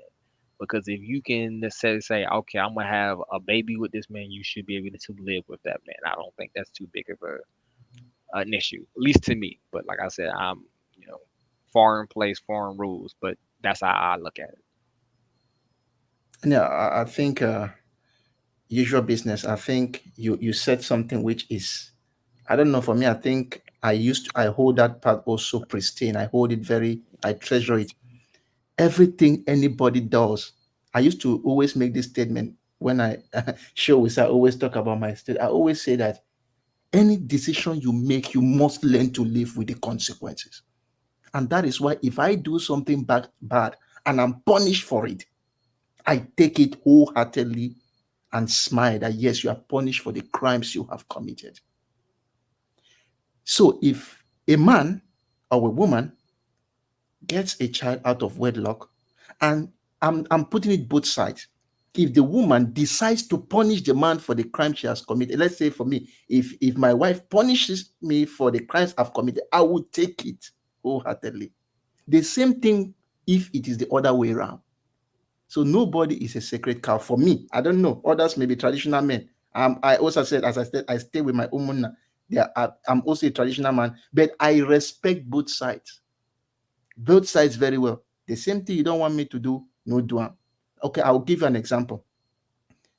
The first lady I dated, the first person I dated, uh, she cheated multiple times. You asked me, as I said, you asked me, okay, what happened and this and this. Yes, I remember. I got married to the second person I dated, but the first person I dated, I always respect boundaries. You know, we live in the 21st century. Okay, let me put it open. They will always say sex is part of relationship and the rest. For me, I respect women. I don't think I should be with you because I want to have sex with you. But the lady did not understand that way. She felt that, okay, this guy is a nice guy. I can be doing multiple things outside and keep him. But I remember anytime I meet you for the first, I always tell you there are two things I hate: lying and cheating. So when the lady cheated, immediately I found out. She just told me she was sorry. She cannot continue because she knew that, as I told you from the beginning, you have already lost your boyfriend or your fiance. So she knew. She just told me that she's sorry. She cannot continue because she already knows. So the same thing with me. If I'm the one who cheated, any decision that the lady takes, I will take it with full chest. As I said, I didn't send her away. She just knew the consequences for her action. So any decision you make, live with the consequences. And that is just the whole thing. I have to say I respect your stance. and I personally I respect you personally, right? But I have I have lived, right? So like let's say I walk like this. I walk both sides of the spectrum, right? I've seen the dark and I've seen the light. In the sense that I respect that you stand strong on your square. But there are people in this world who do not walk the same mindset as you. They don't have the same mindset. They don't walk the same way as you. They will take advantage of that necessarily, right? And so I'm just going to say to you personally, I like that, but yeah, depending on where you at, like if you come to America with that mindset, ooh, Jesus Christ, bro. But we got some animals out here, bro. We got some real animals out here. So all I'm gonna say is, hey, I wish you the best, but there are some people who that honor system they don't abide by it. That's what I'm gonna say. Anyhow, that's the beautiful thing. It's good you said it well. The only thing I thank God is that before I left, I always say I crossed 7 rivers and 7 forests to find myself here. The only one beautiful thing is that I found a person I'm going to marry before coming here. And it's okay, yes, I have my things to do and try to make my things together. To be honest with you, I don't have strength for the American women. And that is why I just mind my business. Hey, bro. I ain't got. Hey, my wife is Uganda, bro. So don't. I ain't gonna go into it, but hey, well, America's a little. It got wilder and wilder as I got older and older. So I'm just gonna let that be for the time being, though. Okay, thank you, unusual business. Electricity, could you please throw the ring ratio, whatever you said you wanted to throw into the conversation? Can you hear me? Electricity. Oh, sorry, I was muted. I was talking. Yeah, I you didn't said you realize. have something to throw in this to Yeah, spice it. Go ahead. This is it's about lying. Augustine, you said two things. I think Paternity. uh, one you said lying, and the other one you said what's the other one Cheating. again? Cheating. I focus on the lying aspect. You said lying is a no to you, and if your partner or your wife lies to you, that's the end. That's time to be corrected. Okay, I'll tweak that a little bit so that we Okay, can make try it very try. open. Good. I'll tweak that a little bit. I look at the lying and the cheating going together. I'm mostly talking of a situation where you cheat with somebody and lies about it. A situation where, madam, where did they go? I they go see somebody.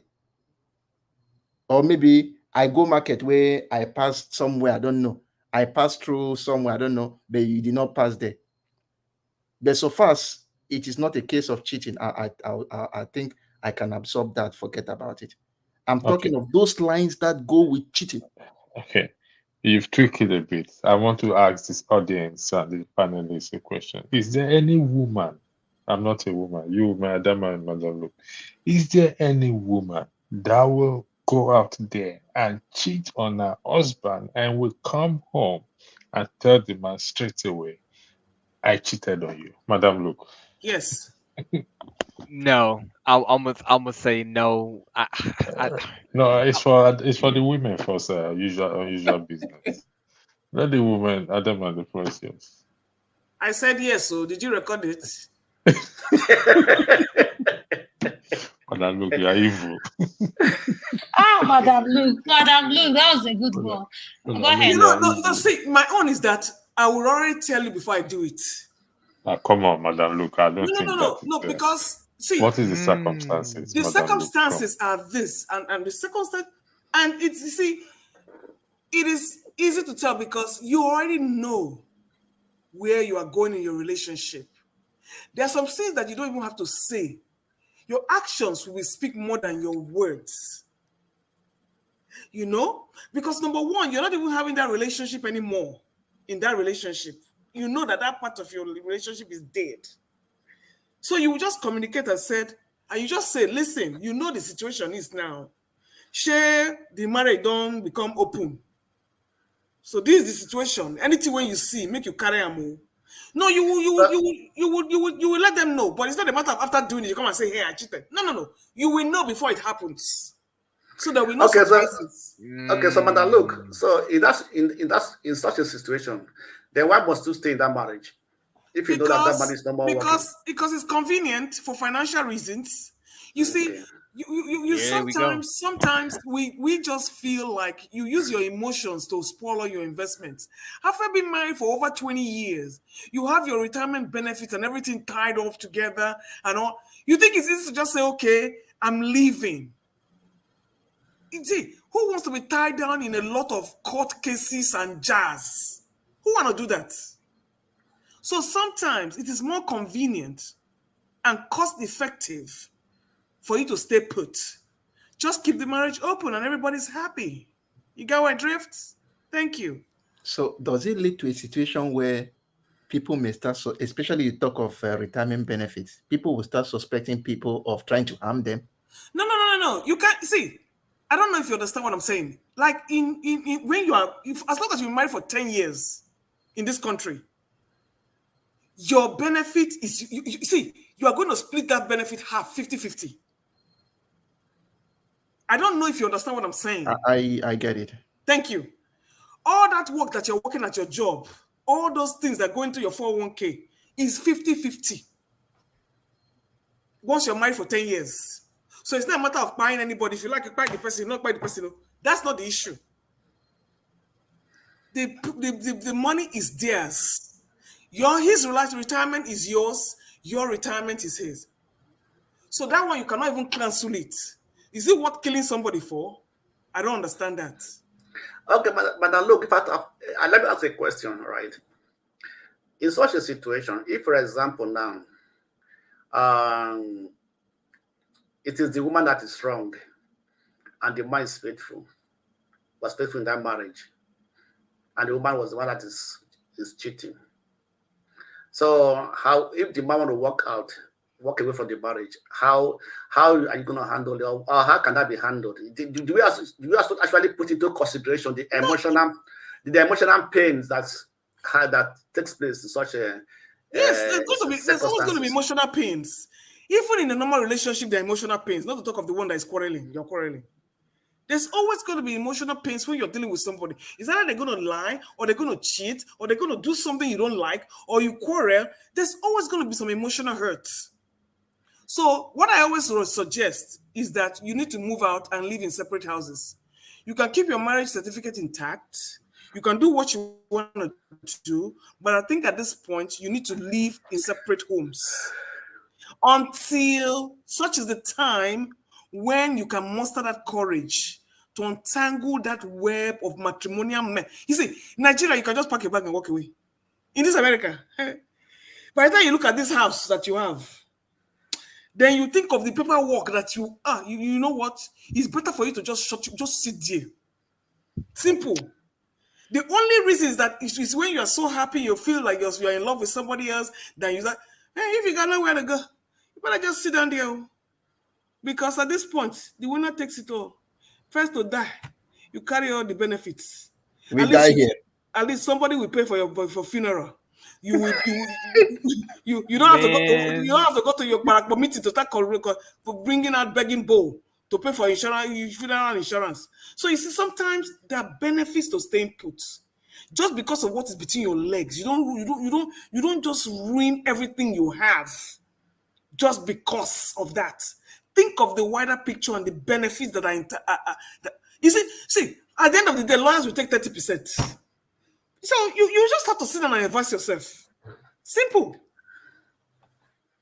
All I'm going to say is, right, see, like I said, I come from the West, so I know the difference. Like I said, I had a traditional African marriage. I went down to the wedding. Unusual business. Could you please wait?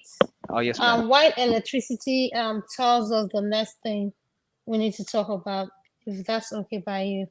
Electricity, are you there? Yes. Electricity, yeah.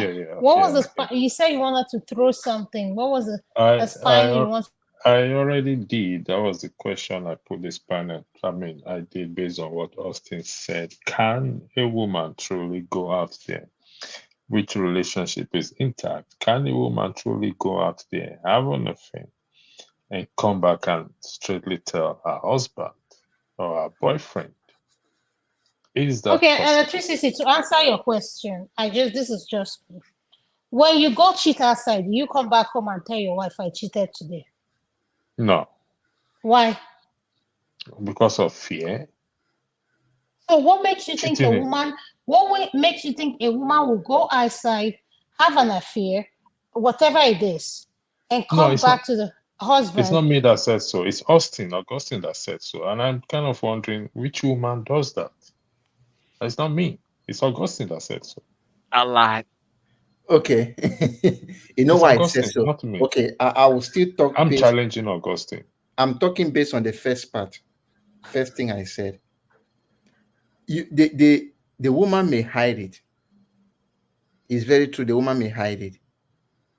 But the point is that, as I keep on saying, based on my background and where I grew up from, if I end up finding out, because one thing I know is that evil can never be hidden forever. Something must come up that brings everything to the forefront. If the person refuses to open up and it comes to the forefront after 10 years, 15 years, 20 years, to be honest with you, I'll treat it as the same matter on that same day. To be honest with you, I'll treat it as the same matter on that same day. Because anything that builds on lies cannot stand for me, if you ask me. Okay, thank you, sir. I appreciate your input. Kenna, what is yours? And Pastor, before you leave, do you have anything to say in regards to this No, topic? so I have nothing more to say. So I yield the moderation completely to you right now. If that's okay. Okay, no problem. I'll be back in about half an hour. Okay, no problem. And Kenna, you're next. I don't have much to add to it. Why? What is wrong? Yeah, because I think the topic, Pastor was trying to understand why a woman should go out, come back, and tell the husband, or vice versa. I don't think it's possible. Somebody said it that because of fear. Yes, could be because you don't want trouble in your home, because you don't want your marriage to, have some issues. I think is a common sense thing. You know that what you were doing was wrong at that point that you were trying to do it, unless if it was a mistake, unless if the mistake that I'm talking about is maybe you kind of compromise your whereabouts and then the other person took advantage of you, which is a crime in this country. If you forced any woman into doing what she did not consent to. And in that case, yes, the woman could come back home and tell the husband, hey, this is what happened to me. And why she should be doing that is because she wants justice, Other than that, if it is an intentional thing, you've already planned how to execute it and seal it up, and it remain a secret, right? So you don't expect her to come back and tell you, or he come back to tell her what he did. And I think that is it. I don't think we've exhausted this. Can I say, okay, let me give my contribution anyway. Hello? We can hear you. I can hear you. Okay. Yeah, what I have to say regarding this, a woman might not come home and tell the husband that she cheated. The fastest way to know if the woman is cheating or not is that there must be some sign of changes in the woman's attitude. Because if it is just a one-time cheating, that is quite different. But if that woman is in love with a man that she's cheating with, then there must be changes in the attitude at home, the way of life and everything. Also, there must be attitude towards the man that she's living with, because she cannot handle the two men at the same time and try to be faithful to both of them. Please speak for yourself. I was about to say something, but I ain't want to say That's it. what I was getting ready to tell him. Who is he speaking about? Well, 'cause Speak I for was about to tell yourself. you. I was about to tell you something. No, I know. Okay, speaking for myself. Anyway, so what I mean is that it is very difficult for a woman who's in love with a different man, apart from the husband or the man sleeping at home, to hide it all that long for a long time. Because definitely the man going to be calling. The man's going to show some signs of it, worrying her at home or giving some. So at least there's going to be some changes. Please, have you ever heard of 2 telephones? Oh, but she gaming you right now, and I don't think you really understand what's going on out here. Have you ever heard of 2 telephones? Madam, look, you don't need 2 telephones. You can No, actually I use, need to have 2 telephones, please. yeah, you can actually use, You can't make business and pleasure. No. no, what I'm saying is one phone, Madam one SIM Luke. card can actually have 2 phone numbers. One telephone and 2 SIM cards. 2 SIM cards, exactly. No. See, there are some telephones that cannot come out in the daytime. Sorry. Oh my goodness, Madam Luke, I'm done with you. Hey, Jesus. Don't bust my brain. She got 3 SIM cards, boy. Like she got 3 SIM cards, 1 in the breast and 2 in the phone. Yes, the other one is the. Yeah. See, don't Do you ask know me how I know. Excuse me. Do you know how risky it is to put 2 SIM cards in one phone? Hey, trust me. No, you don't need it, I know. Madam, look, you don't need 2 SIM cards. It's one phone, one SIM card, but 2 or 3 phone numbers operating on one phone that has one SIM card. See, if that phone goes, it goes. No, see, there's some phones that you have to keep coded. It's in the safe. You understand what I'm saying? The one having your back. Madam, look, those 2 phone numbers on that phone can be coded inside that phone. Take the phone, I can still use laptop, get my phone back. It's not like that. I love you, Madam Luke. I just want to say, go ahead. I just want to say we finish. This is the opinion we are done in regards to this DNA thing. There's another thing I would like for us to talk about. Are you guys open to it, or does not anybody want to talk about the previous subject before I bring this one up? I mean, you can bring up a new conversation. I'm always Okay. The conversation is, as all of us knew today, Donald Trump was almost almost killed today. So I just want us to talk about it. I feel like, is he the only president that they want to kill? Given that Ekene is here, Ekene, could you please help us out and explain to us why this incident happened again or Is it occurred? a new assassination attempt again? Yes. Oh God. My God, I've not heard about that today. It's a threat. I mean, Donald Trump happens to be one presidential candidate. Actually, he is not the first person to be assassinated. Yes. His own is that the attempts aren't that successful. This is the second one. And why they are persistent in doing this is because it happens to be a threat to their evil. The evil going on in this country when it comes to the political What class. evil are you talking about? Could you please be specific? Yeah, I'm talking evil? about Ooh, I can tell the economic evil and how this country is being sold out. So the perpetrators are seeing him as one that will take food out of their table, or take food out of their mouth. So they want the status quo to continue. Whether we like it or not, this country has been sold out by some acclaimed leaders that we actually look up to, and most of us support and think that they are doing well for this country. While in actual sense, if you look deep, you know that Trump is one candidate that is going to put a stop to that and bring back sanity in this country, bring back economic strength in this country, bring back peace even among, around the world. So he's a threat to them and they don't want him to come in. Other than that, you see how they've been hunting him. They started with trying to charge him with ridiculous allegations and label him a felon and all that. And it seems that did not work. They wanted to take his life. And instead of investigating deep to know why and who was involved in the assassination attempt, what the FBI and their colleague and their members are doing is to step down. No, you don't have to step down from your position. Stay there, let the investigation continue. Let us find out who were responsible for that first assassination attempt. Now, that has not been done, and the second one is coming again.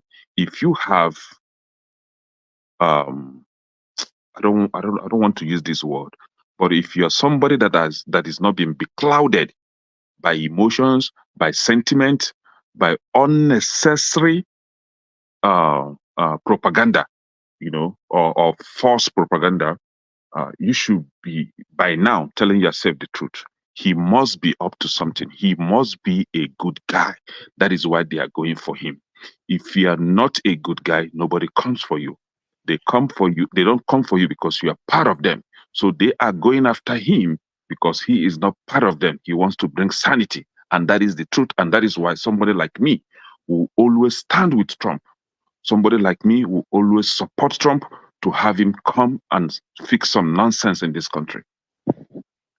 Can I say Thank you so much, Ekene. Unusual business, you can unmute your nest, then I'll go on from electricity, and that's it. Thank you. Okay. When it comes to the running of the country, we say the United States to be exact, Trump is an isolationist. That's his policies. If you go back to the Iran deal, he pulled out of the Iran deal because he said that's not our problem. We're not supposed to be over there. If you go back to the European Union, which was NATO, he said he originally said he was going to defund NATO because that's not it's not the U.S. job to be out here policing other places. Everybody's supposed to watch their own back door unless you're an ally, right? And even then, you still got to put your own money together. The current administration, these people are crazy. Like, I think it was like the other guy said, these people are kind of insane.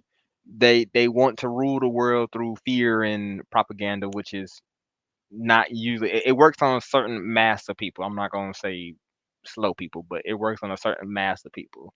And that's against their interests, right? Having a war with Russia, what do you get when you have a war? If you win, I repeat, if you win, you get goods, money, stuff like that, other stuff, right? So when you have a policy built on war, you trying to have a war economy. That's peace is not a good thing for you, especially like you said, especially if you're trying to have a war economy. Trump is a businessman, so his main objective is always how can I properly do business with these people and come to a collusion, not kind of collusion, but a situation that we can both either be okay with. I'm not gonna say be happy with, but be okay with. That's politics. I get something, you get something, and we meet in the middle, and hopefully we get enough that we can both go our separate ways. As it currently is, Kamala she is with the system, as we say in America. She is with the system, and Trump is currently against the system. So in America, if they don't like you, they will shoot you. So yeah. Thank you so much. Unusual business. Madam Luke, what is your opinion on this subject I just spoke about? Thank you in this topic. Well,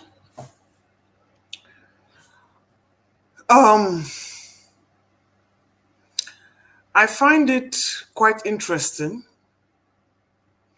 that this presidential election is becoming something else. Is it not usually you go to debates, you go and vote, and you come home? So which one is all this shooting up and down the place? I'm not exactly sure. Since when did an ex-president become a shooting target for the American public? I don't get it. I don't have anything personal against Donald Trump personally, I may not like his policies. And like I always said, and I said I think yesterday, my life has not changed. Whether it's a Democrat or a Republican, I'm still going to pay my 40% tax. So I don't even know what the hell. Maybe the people who are really, really bent on all this, getting carried away with all this politics, and maybe immigrants that are looking for residency or tax break or business people. See, I'm just far removed from it all. From what do I call it? Clinton to Bush. I paid my 40% taxes. So as long as they cannot help me in that area, as a working citizen, I'm not really involved in the shenanigans. But like you've brought this shooting matter again, why is he such a target? Isolationists. I'm gonna explain it again. The basically like this. The United States, they want different. Like, I don't know if you know the pipeline that got blew up from Russia to Europe. I don't know if you Yeah, I understand. heard about it. I know what Yeah. you're talking about. Yeah, that costs to some people in certain areas a lot of money if you know who invested in certain things, right? I'm gonna say it like that. So you always got to look at the economics. It's always about the money. So even right now, like the U.S., why they bringing a lot of people in from foreign countries, they need the workers. Why they need the workers? Because people ain't having kids. Why people ain't having kids? Because you ain't trying to pay people. It's easier to.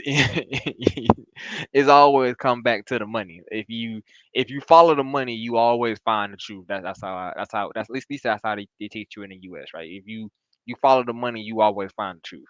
So yeah, that's basically what it is. And you say it won't affect you, and I understand. Most people don't believe that things will affect you, but it does affect you. Like when you go to the grocery store in certain places, and the food is eggs was $2 was $1, now it's $4, or you go to the local market. Let's say you get some gari, then all of a sudden the gari was, I don't know, let's say 10 naira or six naira, and all of a sudden it's 30 naira or 40 naira, or a jump high prices. These things affect these things. So See, let me tell you why that is different for me, especially in the kind of area where I work. I always get a cost of living raise every year. I always get a cost of living raise every year. My salary never stays the same. Oh, well, you fancy. So as things are going up, my paycheck is going up. It's called the cost of living increase. Okay?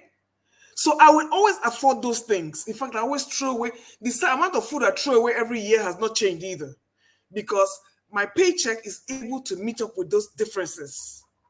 So if you see what I'm saying, okay. Anyhow, for me, I think, to be honest with you, yes, I may be in America, but I've never had time to think of American politics.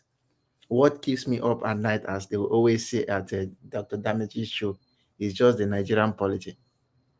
I don't know. I've not had time, even the debates. I know that my colleagues in school, the fellow professors and the rest, they'll always talk about it. But for me, anything America, especially the election, I don't really care about them. For me, I just want that Nigeria should be better. I don't know why, but somehow my heart still remains with my country. Exactly, because you're comfortable. So, If you weren't comfortable, you will be Smart thinking of man. American politics. Smart man. I don't. We are very comfortable. Anyhow, let me bow down for now. Let me bow out for now. I beg. My go before Anyway, I my take on this is this, right? For me, I don't know if America proud themselves as the father of democracy, right? If American election is like this, it is just too bad anyway. Because as I see in all the developed world, for me, American election seems to be the worst. If you come to Europe, we don't hear this type of things that is going on in America happening here. You do election, in less than 20 minutes, you get the result. They know the people are eligible to vote. They know where they are going to vote. They know their polling booth, and they know how they monitor the votes. And in their campaign, you don't see fights, but they're not fighting themselves, they're not fighting themselves, the oppositions are not there. It is that in fact, it seems that there's no opposition. Right? When they are doing their campaign, they don't have rallies like they have big rallies in the US and everything. So I look at it, for me, I look at it that from what I've seen in this election season in America, that it's not actually very different from that of Nigeria electoral process or electoral campaign period and everything, right?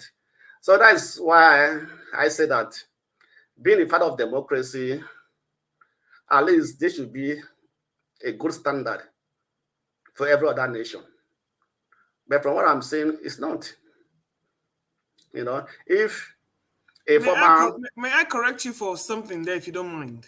Yes, go on. When you study the main democracies of the world, it's easy for you to see that on Google. America has what you call a flawed democracy. A flawed democracy. I was about to say something. Yes, that's what I'm saying. That's what I'm trying to tell you. Madam, look, thanks for that comment. Thank you. Let me tell you. So when you say you look up to America, I never said so. No, I never said so. No, you said they should be the father of. You said something that they should be the father of them. No, what I said, I said they proud themselves to be the father of democracy. Does Tinubu not pride himself to be the father of democracy? A Democrat in Nigeria? No, I just said you one can thing. Call yourself anything you want to call yourself. It doesn't mean yes, that. Yes, of course, definitely. I just said one thing. I said because as a first word, understand me. When you compare American election process, electoral processes with other countries, they said maybe the G5, the G7 one, let me put it like that, or the G20, what they call themselves, understand me.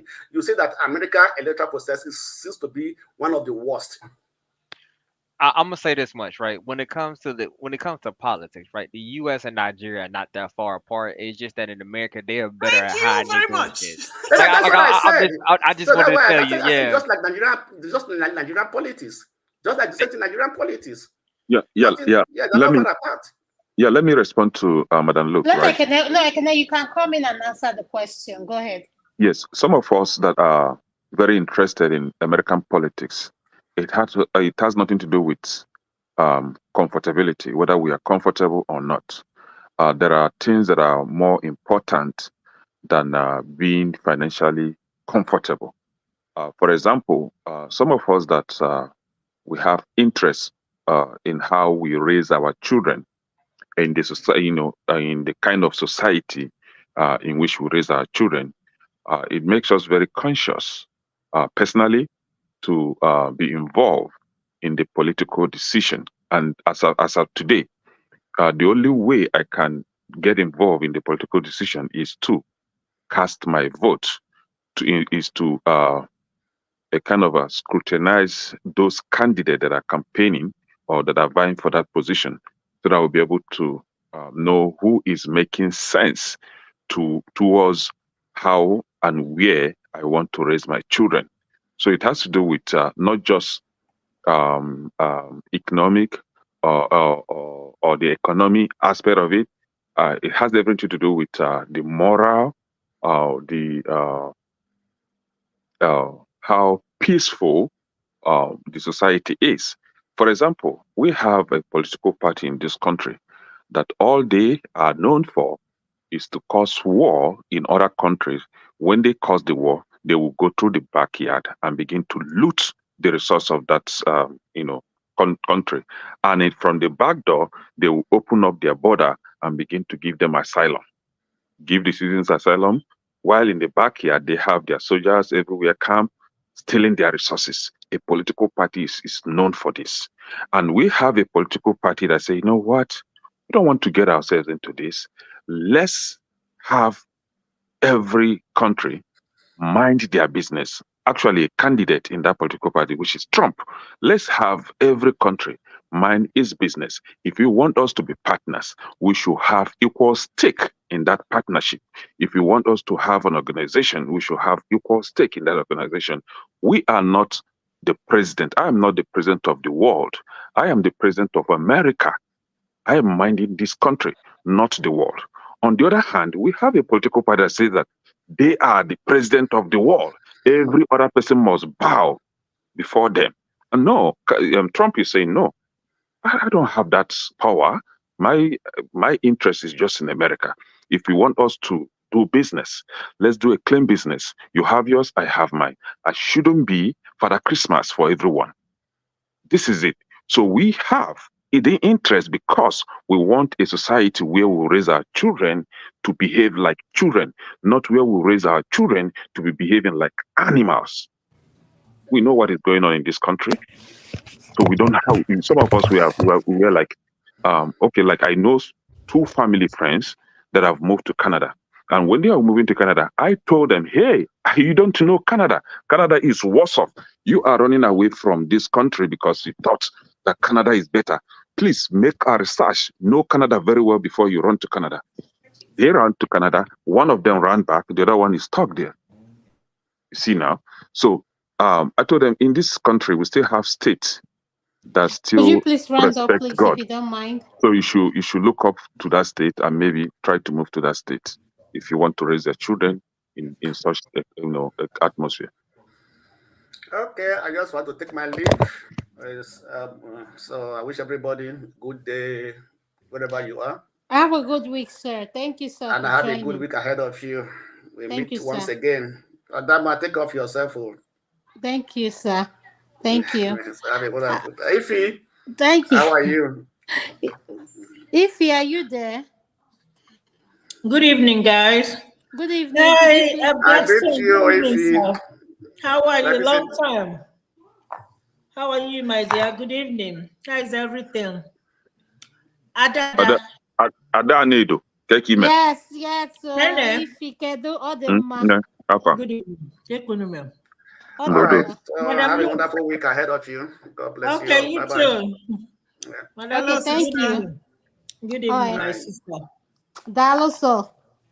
Look, you see this issue of whether we like it or not, American politics, both Republicans, both Democrats, they are the same. American foreign policies is always the same. My sister, when it comes to immigration, it's always the same. God bless you. Let me tell you, this thing you're saying, I see where you're coming from. The only difference between these Democrats and Republicans is this issue of I don't want to say GAY and all these things going on with, I don't want to say, but you know what I'm talking about. But other than that, I'm not against anybody. I am not for any person or this. I have always been an independent voter. Whoever that convinced me most, that's who I'm going to vote for. But if you're going to come to public platform to come and tell me who led the war that happened in Iraq, is he not a Republican? Is he not Bush? So what are we talking about? They have the same. Democrats supported them. When these people went to war, Republicans supported them. So what are you people here always arguing? No, I said candidate, not political party. Candidate. They are the same. They are the same. He cannot do anything without the house. No difference. He says, thank you. Listen, whether you like it or not, forget about all this fights we are here fighting. You understand, my brother? I'm not against you. Let me tell you something. Like I said, if you see how I don't want to use this word on public platform about this issue of you know what I'm talking about, man, and this going. You know what I'm saying? We call it LGBT. They say that. Okay, LGBT and yeah. Okay, all that stuff going on there. I don't want to use the word, that I don't want to use. That is only different. That's the only thing I have against the Democrats. But other than that, they are all the same. There is no different. Watch.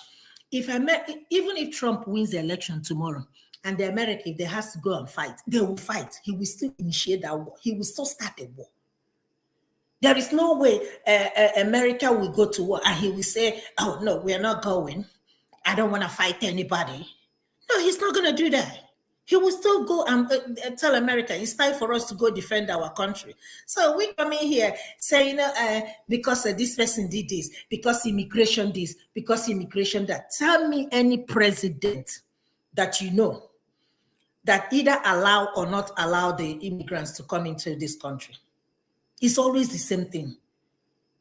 If you listen during Obama time, they say Obama deported more illegal immigrants more than anybody. Is Obama not a Democrat? So let's forget about all these things we are coming here and talking. There is no difference between them, honestly. What this person is gonna do, that is, they will do the same thing. Exactly. The inflation happening. My life can never change. Yeah, the inflation happening in America, it's not only in them, it's all over the world. So you can't tell me because the Democrats, they are the ones that, no. It's all over the world. So let us not blame anybody saying that it's because of them that when Trump was in power. What happened during this thing, during COVID? What happened during that time? Let's even talk about it. So let's not come here and defend these people. If you want to support your candidate, support your candidate. I don't have no problem with that. But don't come to national platform and tell me, or social media, and tell me that this person, none of them will be better than anybody. Trust me, they will never be. Even if Trump comes in power tomorrow, you're not going to buy milk 99 cents. You're not going to buy fuel less than $2. It's not going to happen. Yes, economy was there 4 years ago. 4 years ago when he was in power, nobody was talking about inflation. It wasn't because of America. But what is happening in Nigeria is not because of America. It's because of bad choices and bad policies. By who though? Inflation is happening, is affecting everybody all over. So don't even pin it down. America, Trump was better on that. I can't wait. Let Trump win this election. And let me see milk come under 99 cents. And let me buy bread at 50 cents. Let me put my tank with $10. You people, when your gas is 230. When your gas is 230, you can thank Trump. But I'm gonna say this much, right? At least when it comes to politics, right? If you're doing the right thing, they'll get rid of you. Like I don't take. I have a question for you, right? You made reference to Nigeria. Okay, then let Unusual finish. Then okay, sorry. Yeah, right. Like if you're doing the correct thing, people are going to get rid of you. That's the reality. I mean, if you don't know how politics roll, that's how politics actually roll. Kwame Nkrumah, when he was trying to do the right thing for Ghana, they got rid of him. Certain things like with the Congo, when you try to do the right thing for your country, they're gonna get rid of you. And this current administration, the reason why this man they had tried to pew this man twice is he's trying to do the right thing for the country, right? So when you're actually going against the grain, like I do agree to when you say most of the time that most factions, when you say no matter if you're Republican or Democrat, whatever, it doesn't matter. Most 99% of the time you are 100% right, and I would definitely agree with you. But just like they had one president in America who said, you know what, I'm gonna do the right thing, they shot him too. So it's just, if you plan on doing what's the correct thing, that's not gonna line the people in power's pockets, bullets will start to fly. I'll use a business question. I agree with what Madam Luke said. At the end of the day, I'm gonna pay my tax. Okay? If you're telling me Trump is the best, that will be the best. Trump don't forget to add 40%. Okay. The same Trump that refused to pay me, Ifoma, is paying more than Trump. Paying tax more than Trump. What are you people even talking about? Everybody's looking for their own pockets. Oh, yeah, everybody looking for their pocket. What did you say? I said everybody is definitely looking out for their pocket. Everybody's looking for, he's going to look out for his friends. How do you expect me that, me that is a middle class, okay, that's what they call us, and I'm going to pay more tax than Trump? And you're going to give your big friends tax cuts.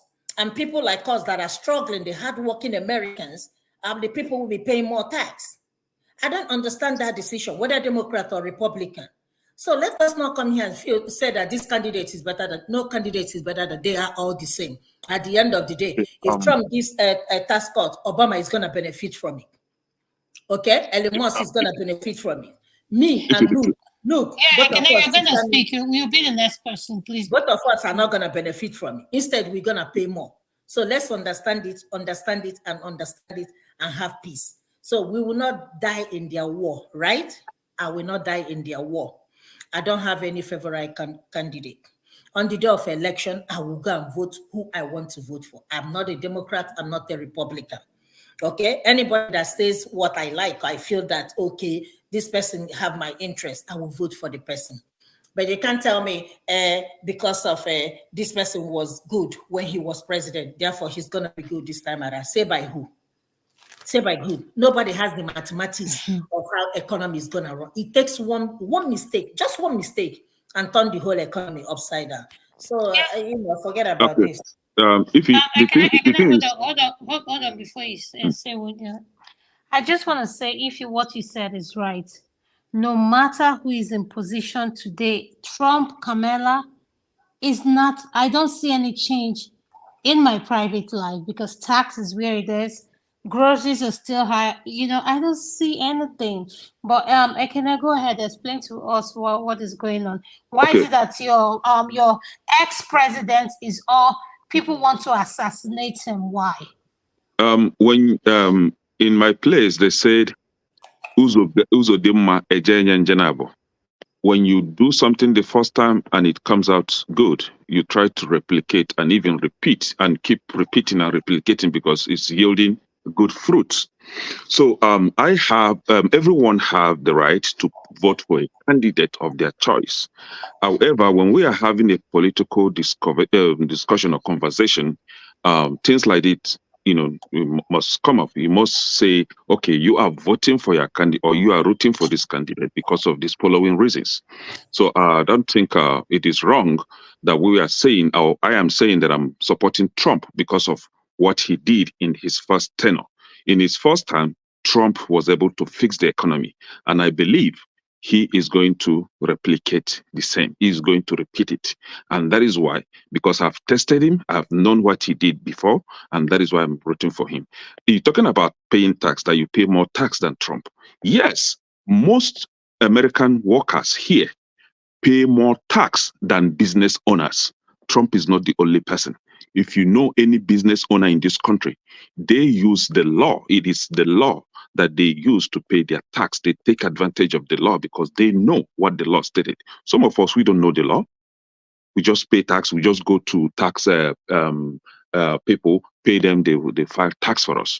But some of us dig deep, know the law, and try to take advantage of the law. So it is not any fault of his. He knows the law and he's a businessman, and that is why he's taking advantage of the situation. However, we have some candidate that all their life is about politics, is about political position. So they are career politicians. They live off of taxpayers' money. You and I here on this platform always talk about if you are not productive, you must face hunger.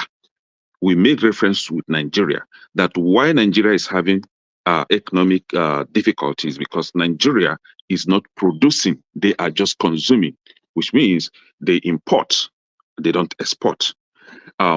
What Democrats are doing is to import, they don't produce. They move producers out of this country, position them in countries like China and what they call it, what's the name of these Asian countries? Basically Asian countries where they have cheap labor.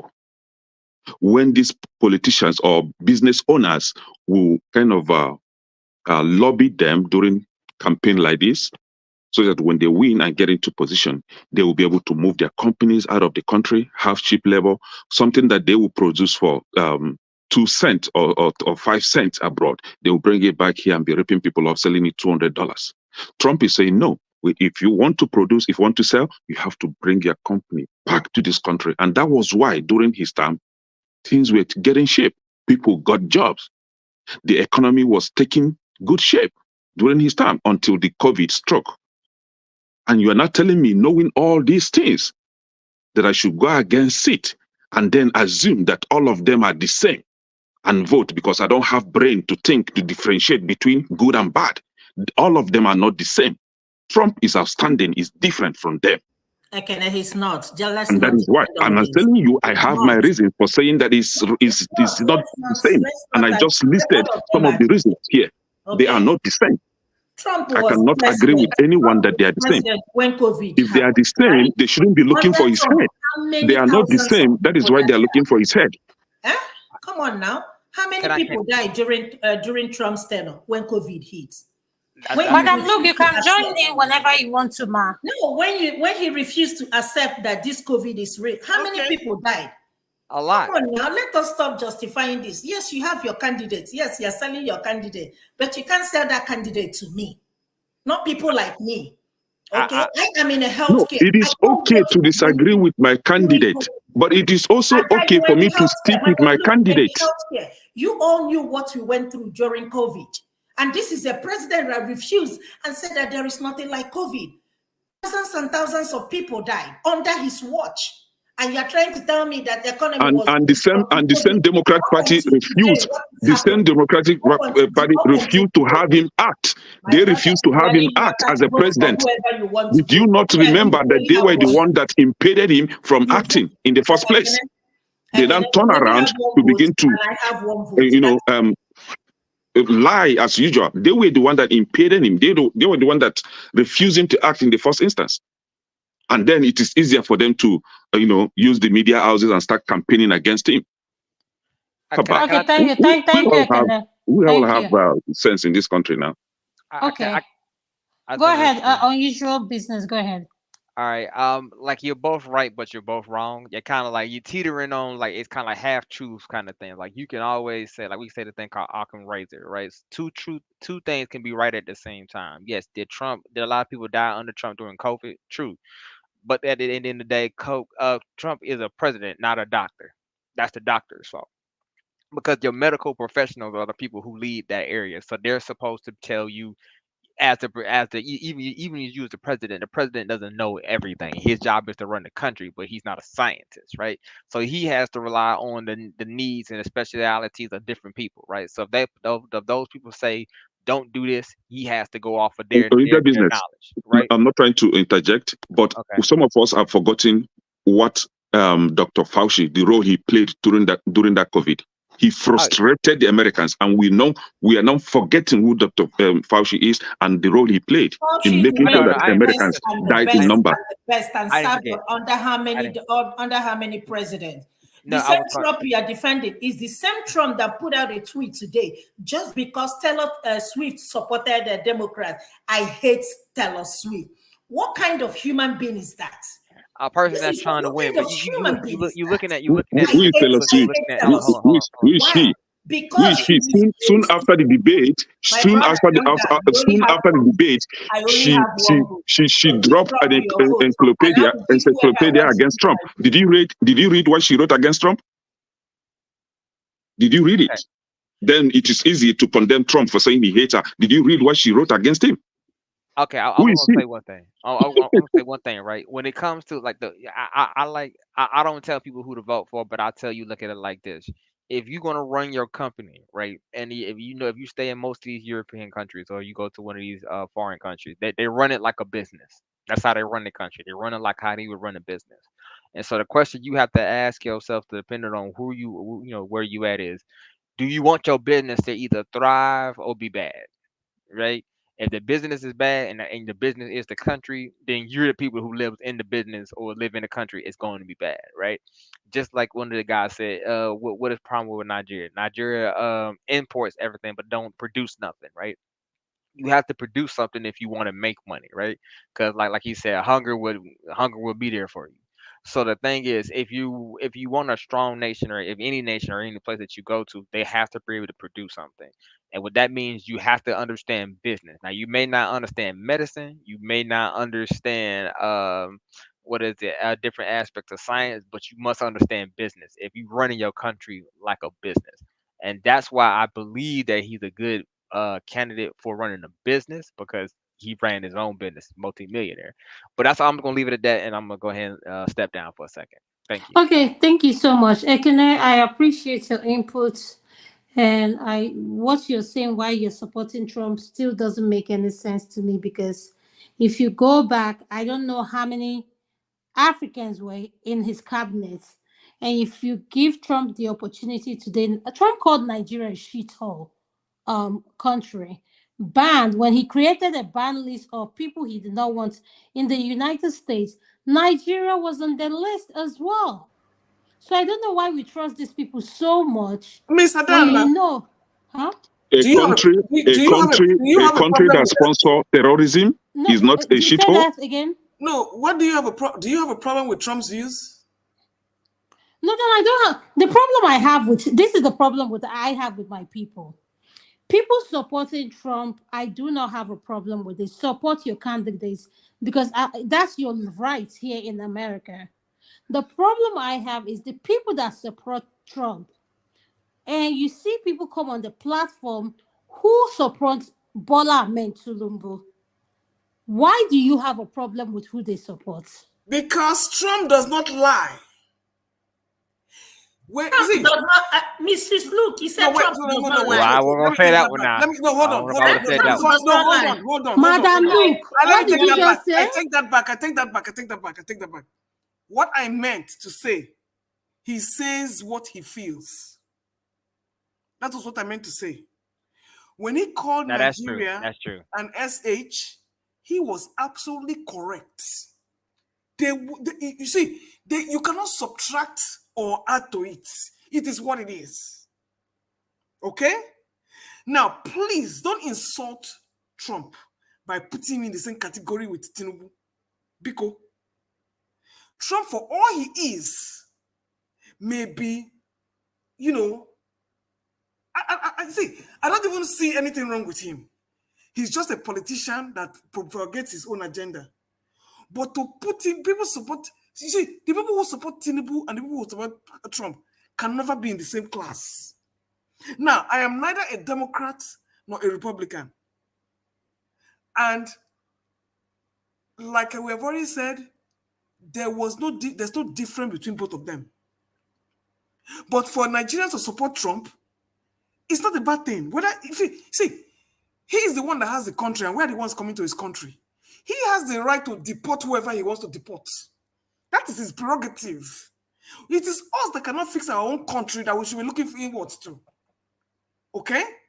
So when anybody decides to point their fingers on Nigerians or whatever they want to do, I have no sympathies because we brought it on ourselves.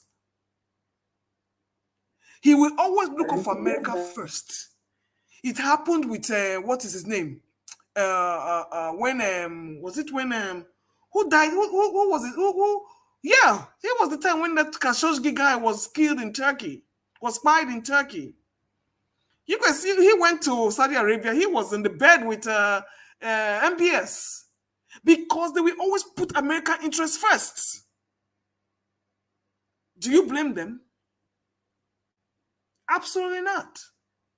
So I want to say he lies or whatever. You see people are eating cats and dogs and rats, or lions and tigers and bears. Oh my! But why would you push that narrative there? Why would you push that narrative? Which narrative? That people are eating cats? Because he's delusional. I mean, okay, that's what I'm saying. And this is somebody you want to be a president of a country? Who wants to be a president of a country? Me? And this is what. Catch your phone. Good night. No. In honesty, you need to. Ify, where are you going? Don't leave. Wait, exactly. Please. Ify, wait. I'm about to go. All of us. From that community, if you wait. People from that community went to the town hall and reported how their cats were being eaten. Did you not see the video? Vote people, for concerned citizens in that community reported that some people were eating their cats. It was not Trump. Please wait. Can you verify the authenticity? Yes, I got the video. I shared the video on the show. I shared the video. Okay, can I so how do we verify what they are saying then? Don't push a narrative you cannot verify. It is verifiable. The video is there. Now, stop. Of all the meats and all the delicacies in America is cat and no, dog. it must come from CNN before I now say that it's verifiable, right? If it is not from CNN, it's not verifiable. That was ludicrous. The videos are everywhere. The people in that community went to the town hall and reported that their cats were being eaten by these people. We saw the video. No, we saw the video. It's verifiable. The city manager said this is not true. I guess there's room for. Come on now, stop pushing a false narrative against a particular group of people. It's not fair. Okay, even if the dogs and the cats were being eaten, was it the immigrants that were eating them? That's another question. That's another question. So why must you label the immigrants? That's another question. These are the things. See, let me tell you something. I don't have anything against Trump. And like I said, I'm not the names of the culprits were mentioned. Where they come from was mentioned. That all the crimes here in he did not say immigrant. He mentioned their names specifically, just the way you say that Nigeria is a shithole. Please. See, you know what? Trump is everything that we want to make him to be. Yes, but can I say something? Can I please wait? I believe that Nigerians that are voting for Trump are used to lawlessness from holding their president, the Senate, the government accountable. So when they see Trump with his rap sheet, they are used to dealing with politicians like that who live back home. So to them, it's normal. It's not. That comparison is not adding up, right? When it comes to Nigerian politicians, we all know that they are lawless people, very lawless. And when it comes to American politicians, Democrats especially, we know that they are very lawless. You cannot disagree with me. That is fine. No, I agree with you. We have our own level of understanding of politics. They are very lawless people. But when it comes to these two candidates, Trump and Kamala Harris, I see that Kamala Harris is the lawless person. Yes, she's very lawless. And that is why I'm picking Trump. It is my opinion, and nobody should disparage me from standing for Trump. Okay, I will respect your opinion, but what I want you to know, go ahead, Ife. So, can you tell me how Kamala Harris is lawless? Tell me. We know her record. Her record when she's the Attorney General in California. Will you pretend that you didn't hear about what she was doing? How she will intentionally imprison black people? I used to have respect for you, but did you not hear it? If you don't have that information, let me feed you with the information. Please do. Right? She stated that in her own interview. That she can use her pen. Let him say what he has to say. See, if you don't have information, if you don't have proper information, it is okay to accept the fact that you don't have the full information so that you be giving. She intentionally imprisoned black men in California, unlawfully imprisoned them. Did you not hear about that? And now we want to sweep that under the carpet because she claimed to be a black woman, which she's not. Pardon me? Unlawfully increasing what? Imprisoned black men in California. Innocent black men. Who was imprisoning them? Kamala Harris. As the AG. Yes. Did you not hear that? Hold on, Ekene, listen to me. Have you gone to read Kamala Harris, her profile, and what she has attained, education-wise, experience? Trump is not even on her level. Do you want to go there? Trump is not even on her level. Do you really want to go there? Then I will tell you that her being the AG is not based on merit. It was based on political lobbying. It was not based on merit. Her being the AG wasn't based on merit. It was based on her academic prowess could not get at that. It was based on political lobbying. Ekene, how did she get there? You want me to use Olosho, right? Okay, were you there? Did she sleep with your father? Ekene, stop that nonsense. Is it because she's a woman? Stop it. It's not because now she wants to push woman agenda. It's not because she's a woman. It's a story. It's a fact. It's a fact that we know. The only way you can tell me is that this it is a fact that we know. If she did not sleep with you, fact that we know. But Ekene, do you know what you don't realize? Now, do you have facts? All these allegations that you're leveling against Trump, do you have facts about that? Did she sleep with you? Nancy Pelosi, can you bring the facts? Did she sleep with you? Yes or no? Did she sleep with you? No. Did she sleep with anybody? Did Trump refuse to pay your tax? But the same Trump. No, did Trump refuse to pay your tax that he's supposed to have paid? Something counts. You guys don't have proof, and you're not looking for someone that will give you proof. My brother, stop this narrative. I thought you had some sense. Can you go and sit down, please? This is an insult, Ify. You don't insult me like that, please. This is a political. You see now? You see, when people are very irresponsible, that's how they come into the public and insult people. See, this is the kind of people that want to talk to me about politics. See how she just disgraced herself. You have sense. Look at the person that has sense. Can I You see, please you see how she just calm insulted down, herself? please, This is the please. people that want to convince me to stick with their candidate. People that don't have sense. People that cannot think well for themselves. Want me to support their candidate. Mr. Kene. Look at how she just disgraced herself in the public because of a candidate that is not her father, not her uncle, so not Kamala Harris, not your auntie, not your mother. You just insulted me because I'm rooting for Trump. Please stop being. You see the people that don't have character. Stop being so passionate, please. Can we just? No, she just insulted me before everybody here, and you say that I should not be passionate. Can I please calm down? Can you calm down, please? Please calm down, please. I don't think if he people meant that don't have sense are looking for hold on. sense. If he will not talk to you like that, I cannot listen. I want you to at least know people's But she just did.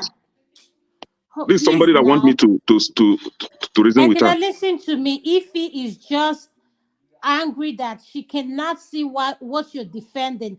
The same way I cannot see why she's defending Kamala Harris. The same way. Do you guys understand that?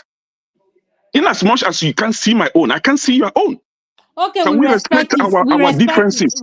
Can we respect our differences without being insulted? She just insulted me here because I'm sticking for a candidate. She don't want me to stick for the candidate because she's the one to tell me what to do with my life. Can we respect our differences? We have different opinion, different way of understanding things. She just insulted me here. And these are not adults. Okay, no, can I please calm down? And I just want to say, if that's not the kind of person Ify is, she's just like every one of us. We all have our boundaries. So please don't take it personal. This thing about Nigeria politics or America politics, look at what Madam Luke said, and me too. Whoever wins, we will all pay the same price. And that mass mortgage will not go up. Wherever, that's what we need to understand, though. We need to understand whoever wins, Trump doesn't even know you. Kamala doesn't exactly. know you. We are not going to get any discount for our insurance policies. We're not going to get. So I don't understand what the heck. You know what? That is why I refuse to get into all this emotional defense of this and that and this and that and this and that. In fact, the only reason I will want to vote, and I'm not going to say I'm going to vote for, is to pay this administration back for not releasing that FBI file on Dollar Tinubu. That is the one that is paining me the most, and getting into bed and not so the kind of thing that they will not get away with in their own country. Illegitimacy of the judiciary, corruption, vote suppression, what they will not get away with in their own country, they will foster in another country. And because when it's clear for all to see. But like I said, November is here. That my ballot, that my voter is going to go somewhere, but I'm not going to say where it's going. Madam Luke, thank you. I just want to thank all our panelists for joining. Electricity, Madam Luke, do you have your final submission? My final submission is, listen, I can, as much as I don't like who your candidate is, like you said, we'll have to respect it. I am all the way for Kamala because she has the experience, education-wise, everything. So I'll stick with her than stick with someone that his record is sketchy. So that's my final submission. Madam Luke, you're next. Well, with all due respect, it is not easy for a woman anywhere in this world to succeed and get credit without being an Olusho. It is disheartening that even in 2024, we still feel that women cannot aspire to be anything on their own because they have to use bottom power. And while they're using the bottom power, who are the men on top? So you see, it takes two to tango. Politics is a very dirty game. And whether you succeed or you fail, you're working hard. Whether you're doing it on your knee pads or you're doing it doggy, or whatever. You are working hard for your money.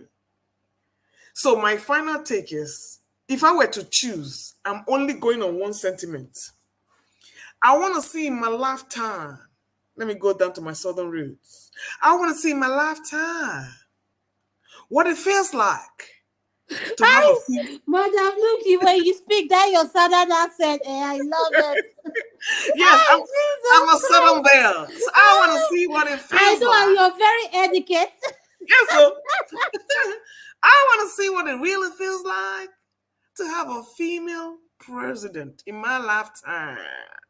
In my lifetime. So, what Hillary Clinton couldn't accomplish in my lifetime, I want to see what a female president can do for the United States. So that way we can have a yardstick to say, okay, when a woman was in power, what did she do? And did she take care of the country like a nurturer or not? So that is my only reason.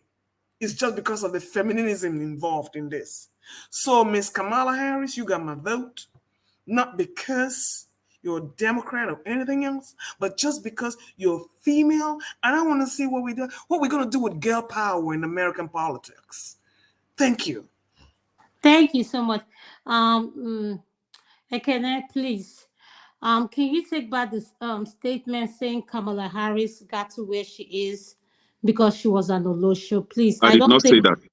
Okay, what did you say? You see, when you are having communication with people, I want you to actually to always listen the thread of the conversation. I said what I said, and somebody asked me what was my reason for saying that. I said, do you want me to say Olosho? What's the difference? No, there's difference. Do you want me? If you said yes, then I can now say it. If you said no, Why should the word even come out from your mouth in that conversation? Do you want me? Is a question I asked. I did not say that she's Olosho. Do you want we have a lawyer here. He can interpret. Can you imagine? What, I responded. Ekene, please. I did not say One that. thing I'm advising when you log off, please make sure you take that your medication. I think you're past your time. Please. Medication for what? Oh no, now I'm just suggesting whatever you take, please take it tonight before going to sleep. Are you trying to insult me, Mr. Damma? No, are you trying to insult no, I know. See, so let's talk about medication. I only have one medication. And you all know that. I only have one medication. I don't take two. Just one. Even if you do, that's see, we all have our medications. No, the medication is not a medication. Medication, I know. They know. I only take one medication. Look at the comment section. I only have one medication. And it's the medication that everybody here takes. Everybody takes the medication. Everybody here takes the medication. Don't make any apologies for whatever you're taking. Because no, I'm not going to make apology for that. I'm very proud taking that medication. You got to take something to cure something. So I don't know what that's all about. Madam Luko, they say look at the comment section. They know the medication I take. It's only one. Everybody here takes it. Unless, and if you don't take that medication, then you need medical attention. Hey, Jesus Christ. Okay, Kenna, what is your final submission, please? My final contribution is when it comes to politics or having conversation in public, if it is not directed at you, you cannot cry more than the brave. I have no stake. Personally, I have no stake in the political atmosphere of this country. But I have my own judgment as a human being and as an adult to pick, because even if I refuse to participate in the election must be held, completed, and a candidate must emerge. And because there is no point sitting behind for others to make the decision for me, that is why I have to get involved in choosing a candidate that I think will better manage the country. My own understanding and study of the politics in this country must not be the same with yours. The same way we have different fingerprints, the same way we have different DNA, that is the same way we have different way of reasoning and seeing things. We must not think alike. And that is why no two people in this world are identical. Even identical twins are not the same. And knowing this fact, when you are supporting a candidate, be respectful of other people's differing opinion. Do not insult anybody, because this person you are defending passionately is not you, is not your father, is not your mother. Even if that person is your father or mother, you should also respect others, because it will not be always about you. And your character defines who you are. The way you behave in the public defines who you are. And you have to really look back to see if you are doing the right thing or not. You don't come in the public and insult people because you are supporting a candidate that doesn't even know that you're existing. If you do that, then something is definitely wrong with you. So in as much as we have different way of understanding things and all that, be respectful of others. You can't force me at this age. You don't own a home for me. You don't manage my home. You don't tell me what to do or how to think. The same way I will not tell you. The same way I will not come and say, oh, because you are supporting this person, you don't have sense. No. That is being stupid if I do that. And whomever that does that is stupid. So we should learn how to respect one another, because election will come and go, and we don't create enemy. We don't create enmity because of politics. We don't create enmity because of what we don't even have a stake in. The country is for all of us, it's not your country. You can only have such power if I'm coming to your house to detect for you. Here belongs to everybody. Thank you. Ekene, thank you. I appreciate your final submission. Pastor, are you there? Can you hear us? Electricity? Electricity, can you hear us? Super moderator, don't go sleep. No, he is there. Electricity, are you there? Yeah. Hear me? Yes, we've had our final submission, so I think you can. Yeah, you can have your final submission. For that, you can play the Nigerian national anthem to end this segment. Thank you, sir. Thank you, Madam Luke. Thank you, Ekene. To all our viewers and people in the comment section, shout out to you all. Thank you for supporting. Thank you.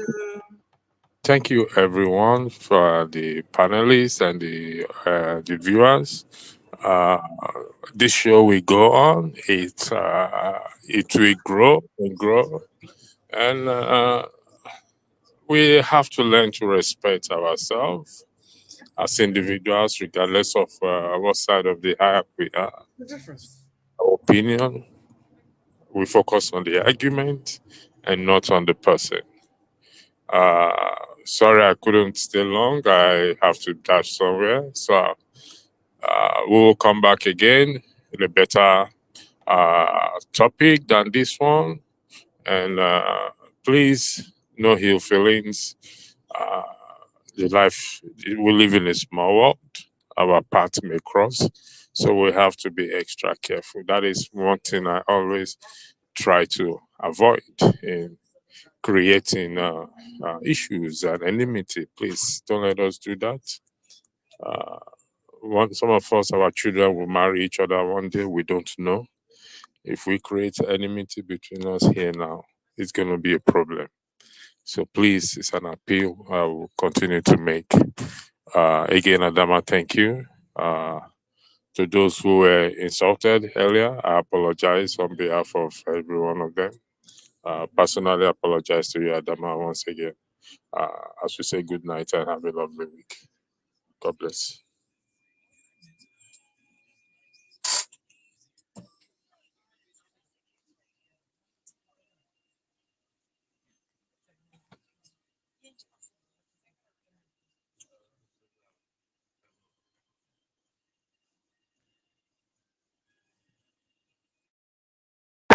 Thank you so much for watching. Thank you. Have you subscribed? Yes, you. Have you subscribed? You. Yeah, before you go, click. It's free. Click. Just that's it. Have you subscribed? You're laughing. Have you subscribed? Have you subscribed? Thank you. Thank you. Thank you. Hey, madam, thank you so much. I can see you. I can see you. We have to get to 100,000 subscribers. By the end of the year, how are we going to do that if you don't subscribe? Yes, you. Yes, you're about to click off. Why? Have you subscribed? It's free. If you don't, ask your son, ask your daughter how to. Just one click. Thank you. Thank you. I see you. Aha. Thank you very much. Thank you very much. I'll see you tomorrow.